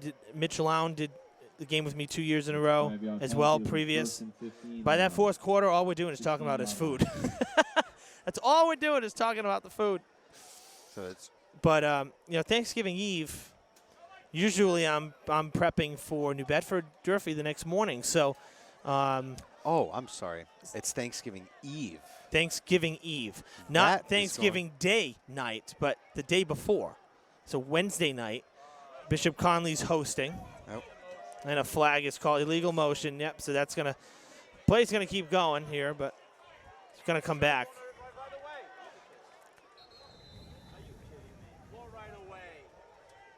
Elijah Concepcion in the carry. There is a penalty flag on the field.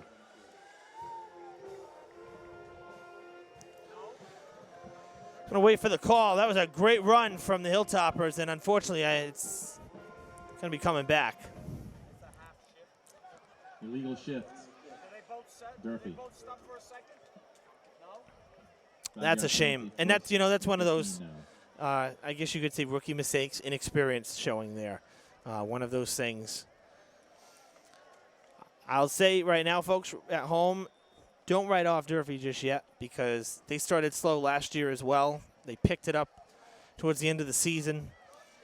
And this team really, I counted the sophomores. There's 26 sophomores on this team. So there will be good things to come from this team. So don't let tonight sway your opinions on this team because it's a long season. And there's a lot of talented kids on this team, and I can tell you, their coach is great too. Taylor Brown and the rest of the staff, they know their stuff. Loss on the play. Second down. Taylor played under Coach Winarski 15 years ago or so. And speaking of Coach Winarski, Steve Winarski is now the head coach over at Diamond. I was going to mention that. Yeah, big he's news in Fall River. Yes, first time head coaching since leaving Durfee. He's been on the sidelines as an assistant, working with defense over the last few years, but now back in the saddle again. And I had a chance to talk with him, and I can tell you, he's such a classy guy. He came down with the catch. Beautiful pass under pressure from Canto. Pass and catch. Looks like number 25 for Durfee came down with that. That would be Malave. Davewin Malave. That was beautiful. We got to see more of that, Gary. More of that. First down for the Toppers at their own I think 42. if that's what they can muster up, a passing game like that. Yeah. And Canto, he just showed off an arm. He was going back. Chaithanera dragged down at the line of scrimmage, but Canto had pressure in his face, backtracked, and then launched it, and he hit him right on the money.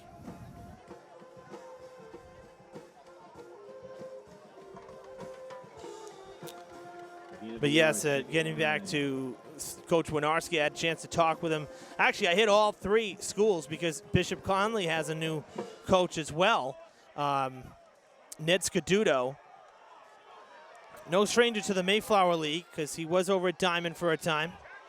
Canto still on his feet. It's a first down, a gain of almost 20. On a long run. For a split second there, I wonder if Canto thought he might have stepped out of bounds. I know, he kind of stopped, right? He did. I'm not imagining that good. So he did almost stop, and then he just, I think he missed a gear. And he then got it back out of neutral and, car reference there. Yeah. Oh, all right. Wasn't sure. Not much is working tonight. But, I spoke with the new Cougars head coach, Ned Scaduto, because Anthony Nayland was here for 1 year last year. Great guy. But he was coming all the way from Malden to coach the team. And unfortunately, he had said that they did not have a teaching position for him. He was offered a teaching position right in his hometown in Malden. I mean, how do you turn that down, right? So, and he's going to be coaching down the street in Randolph this year. So we wish him the best of luck as he moves on, because the Cougars had a great year last year and setting a school record for wins again for third year in a row. They've done that.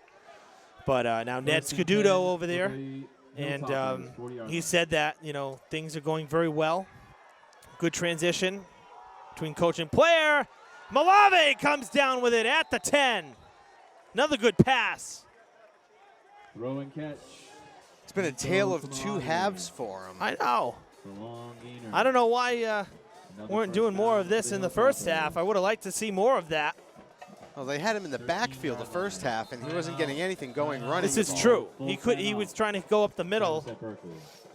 That was the only running play they were going with. It was the option for Canto.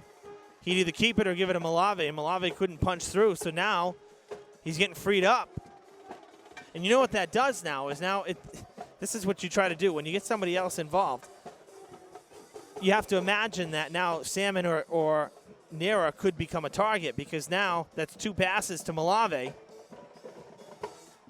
And it has Somerset thinking of, well, who are they going to pass to now? Because we're guarding the big guys, and he's finding Malave twice.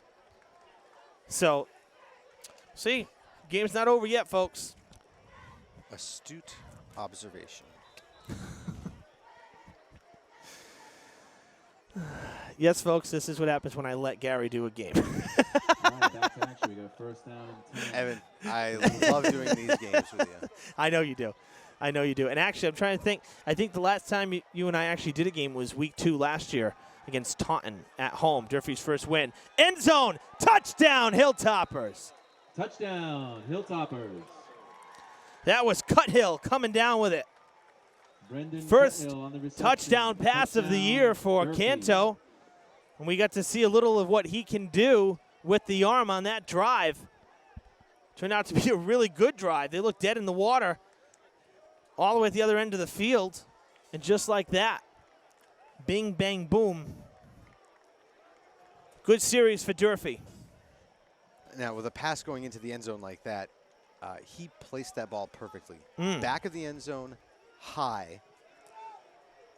Only place you got to leap for it, and Cuthill certainly did. He went up the ladder.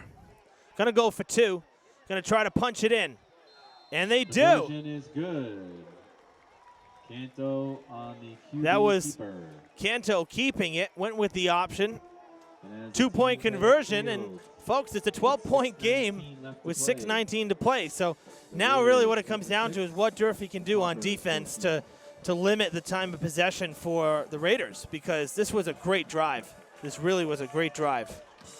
And with the running game of Somerset, the 6:19 remaining could drop down to about 3 minutes, 2.5 minutes before Durfee gets the ball back. Exactly. That's the trouble. That's the trouble, is that Somerset's been relentless with the running game, and the clock's just going to continue to wind down unless Durfee can really get a quick 3 and out here. Even then, it's still a 2-score game. Durfee's going to need 2 drives here to take a lead or try to tie this up. 6:19, that can be highly unlikely, but I keep going back to that Conley Southeastern game 2 years ago on Halloween. Anything is possible with 2 minutes to play. So with 6:19, you just never know. Raiders could fumble. We've seen them fumble a couple times tonight. They've gotten it back. Hilltoppers are due to get one. That could change the complexion of this in a hurry. Connor Addison ready to kick it off. But to your credit, Gary, tale of 2 halves. Yes, Somerset got 8 points this half, but Durfee has looked much better, at least on offense. They've looked tremendously better. It's like a totally different team out there right now. Yeah, you are right, Evan. A little late. You got to tell Pam that one, because she loves it when I'm right. A little squib kick. I'm surprised to see that. After such a great kickoff, a touchback last time, I'm really surprised to see that. Give Somerset good field position at the 40-yard line. 1st and 10 for the Raiders at their own 40. We're up here on top of the press box, and we have assistant coaches on both sides of us, and you could hear the Somerset coaches saying, just get down on the ground. There's a squib kick like that. Someone who usually plays up front on the kickoff return, you don't really want him holding the ball, running with it. You're right, and so I guess that's the benefit, is it's more susceptible to losing that ball. But truthfully, there's no breeze. It's very calm out here. I would have loved to see Addison just boot it again and not even allow them to run the ball back, you know? Another Durfee player down and having trouble getting to his feet. We have an injury on the field. Holding a knee, never That's good. not good. No, it's never good.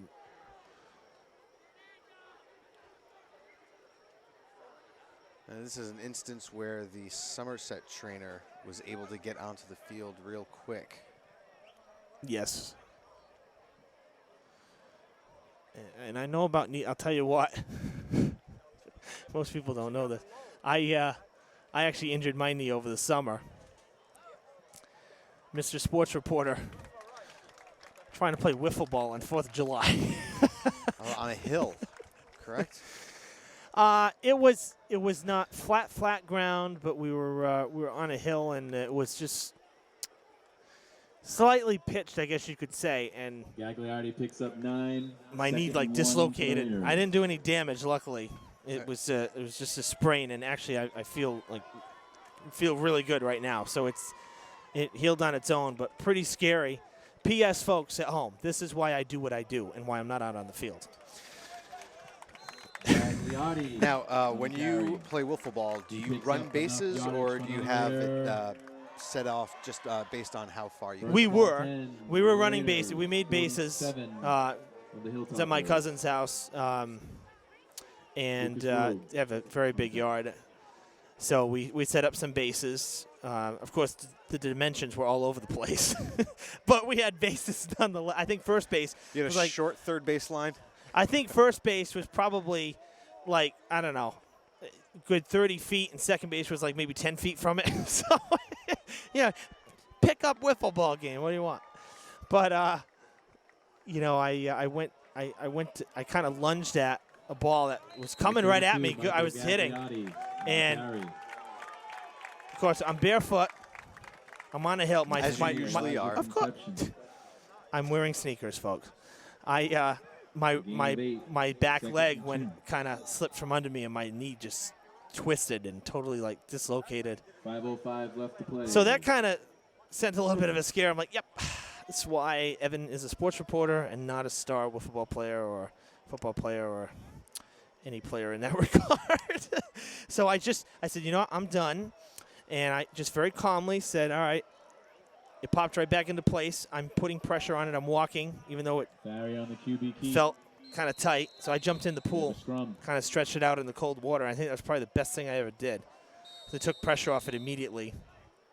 And the cold, the cold surrounded it too. So Durfee. So we're not talking like a Moises Alou or a RG3 knee injury. Oh, no, I didn't tear anything. Thank God. If I tore something, that would have been awful.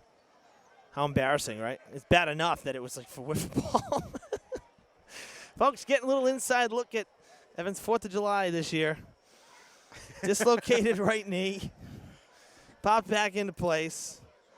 Reaffirming why I do what I do and I'm not playing any games. Okay? And we're going to leave it at that.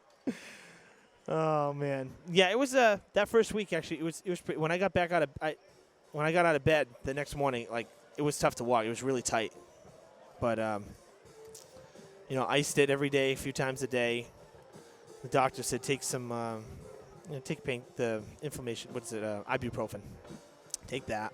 When I went to see him, the sports doctor, he said, you're moving it, you're walking. He was doing stretches. Actually, this guy was the former team doctor for the Celtics at one point. So I was going to say the PC Friars. So he said, I think you just sprained your MCL because that was the only sore spot. 3rd and 1 now for the Raiders. 3rd down and 1. Here we are 2 months later, and I'm not even thinking about it. It's fine. So that's a good thing. But also not a good thing because I do like wiffle ball. But now I'm going to have that at the back of my mind every time. Enough yardage for the Raiders. Oh, no. The Todd Hundley syndrome. Good thing you're not a catcher trying to throw the ball back to the pitcher. I knew I should. Against my better judgment, I'm telling this story, and I should have just kept my mouth shut. But I'm getting paid to talk right now, so of course I'm telling stories. But other than that, actually, this was a great summer. I got to say, it was a great summer. We had such good weather. Had a few family cookouts or parties with the family and extended family, cousins, whatnot. And then, of course, you know me with concerts. I love concerts. So I've got a few concerts in this summer as well, with probably, I'd say one of the highlights being Paul McCartney at Fenway. It was just incredible. It really was an amazing show. 3 hours of music. I mean, you can't beat that, So I have one on the docket for October. We're going to see Chicago and Earth, Wind, and Fire. And let me tell you, I've seen them once before, and it was another 3.5-hour concert. It was insane. Both bands did an entire set, and then they also did encores together, like the biggest hits. So it was pretty wild.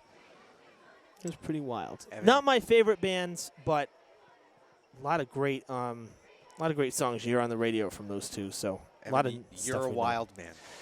No, I'm really not, folks. I really am not. But I never pass up a concert. I love these old guys, the classic rock and stuff. So they're not going to be around forever. So see them when they're in town, like it could be the last time. Oh, I agree. There's nothing like live music. No, nothing like it. Nothing like it. I play the piano. I've seen Elton 6 times. I've seen Billy Joel 4 times. McCartney twice. We've seen The Who twice. Fleetwood Mac maybe 3 or 4 times, with and without Christine McVie. But here we go. Somerset-Berkley poised. We'll get back to the game for another score here. Nate Holt picks that up was enough yardage for another good, Raider. maybe 25 yards there. Great run. Dashing down the field was Holt. For the Raiders. I'm sorry, Evan. The sound system's really loud. Did you say with and without Justin Bieber? Oh, God, no. Is that what you Fleetwood Mac with – sorry, Gary, not even close. It was the sound system. Fleetwood Mac with and without Christine McVie. Okay. Because I got to see them. I've always wanted to see them. They came back. They don't tour like every year. They're not one of those bands. It's like every few years when they're done fighting with each other, they'll get together and do a tour. So I got to see them without Christine. And then they announced that she was going to make a return, which was like they said hell would freeze over first before she came back to the band, and she did. So we saw the band with her as well. And after 16 years of not touring or doing like any music, she sounded really good, actually. And she's 70, 71 years old, so it's amazing. But she actually sounded good. It was a good show.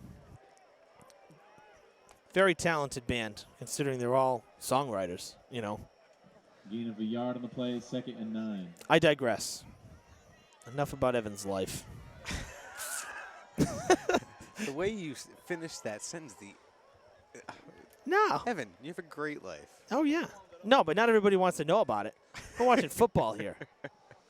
2:20 to play. That's a good tackle. Gagliardi going down in the backfield there.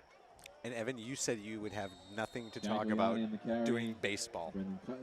I mean, we've got – we just did about 4 minutes of material. We did. You're right.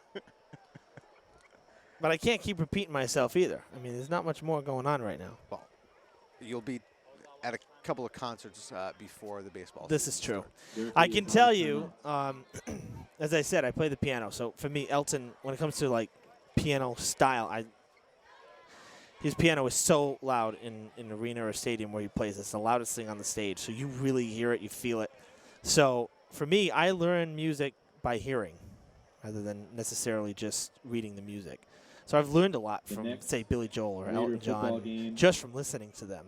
And Elton's going to be 70 next year, and I have a feeling he's going to do a show at Madison Square Garden again for his 70th birthday because it falls on a Saturday night. I've already checked this out, of course. No show's been announced yet, but I have my fingers crossed because I'd like to be there for that one.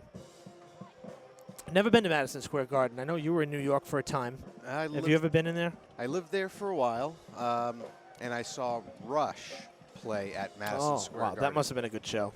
It was great, and we sat right behind John McEnroe. So it was That's great. a treat. That's awesome. Did he throw any fits? anything upset him during that show? Oh, well, you know, actually. Oh, really? Oh, here we go. I know nothing about this, folks. So on the 8th of October, someone who was maybe 2 rows behind us didn't know who it was. Oh, okay. And yelled at John McEnroe to sit down. No. And oh boy, that was great. We turned around, me and my friend. We turned around and we said, "Don't you know who that is? That's John McEnroe. If he wants to stand up, let him stand." Yeah, up. he's not the guy to tell what to do in any situation. That's incredible. Still Look up. at this. Somerset-Berkley's got another touchdown by sheer willpower. Touchdown. Oh, my goodness. That was insane. That's what they call never give up. Devin Lynch. Wow. Lynch on the carry. And those legs just kept pumping, and he didn't stop. 32-14 the score. That's probably going to be able to do it, folks. 2:09 to play.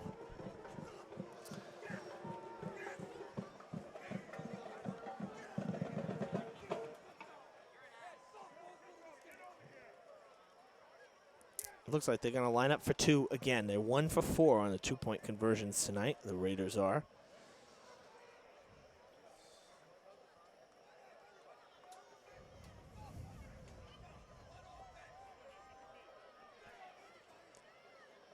Gagliardi trying to punch his way through the line, and it's going to be real close here.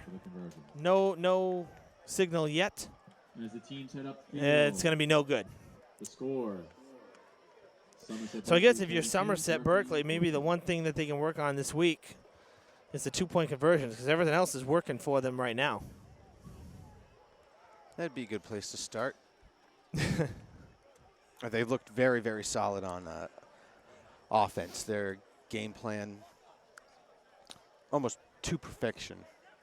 Yeah, and you know, it hasn't changed. It hasn't changed from 2 years ago. It's amazing. It's the same look.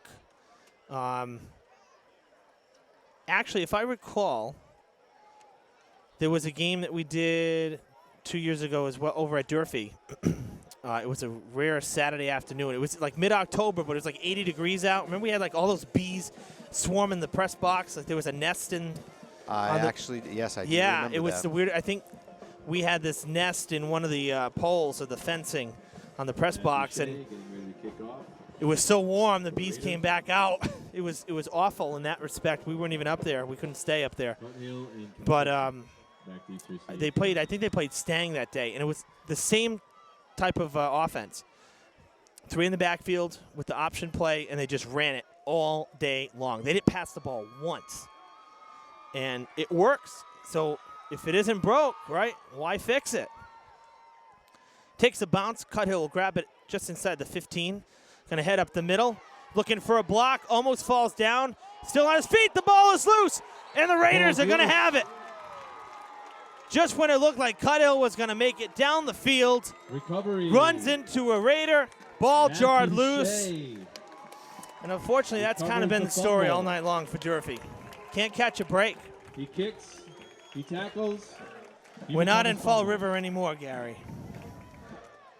But we're just across the river from it. It doesn't, yeah, well, you know. For all we know, Oz could have been just across the river from Kansas. But we're not in Fall River anymore. Tough opening night for Durfee.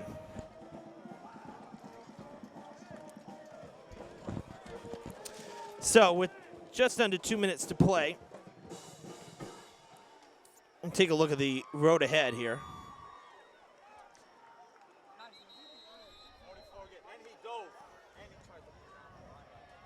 Flags on the field. The road ahead. Somerset opening the season here at home. They won't be back till October 8th. They're going to play the next 3 on the road. Dighton, Rehoboth, Bishop Stang, and Coyle Cassidy before they come home for 2 out of 3 to finish the regular season. For Durfee, they got to stay on the road until the end of the month. They head to Taunton next week. Boy, they've been a week 2 favorite for the last, 3 years. They've played Taunton week 2 each of the last, 2 or 3 years. Then they're going to head out the Cape to Sandwich. Then they will come home 4 games in a row to end the regular season against Dartmouth, the reigning Southeast Division III champs. 2 years in a row they've won the Super Bowl over at Gillette. So the Indians will come to town with a very strong club team. Then Barnstable, they always put a hurting too. They're a tough team on anybody they play. Brockton, and then Old Rochester on senior night. And then from there, after the 7 games, what happens is the playoffs will come out. If you have a good enough record and you qualify for the brackets, you get put into the bracket in your respective division. If not, you go into the losers bracket, and you kind of go on a week-to-week basis. And you play the other teams that didn't make the bracket as well, and you finish off the season in non-playoff action. So to give you an example, Bishop Conley had a great year last year. They got to host the first-round home game under the lights. They lost that game. So then those final 2 weeks of the year, they went into the losers bracket. So they left the playoff bracket and went into the loser bracket to finish the 2 weeks. So there are still 10 weeks of football, but with the new system that the MIAA divvied up, I want to say it was 2 years ago.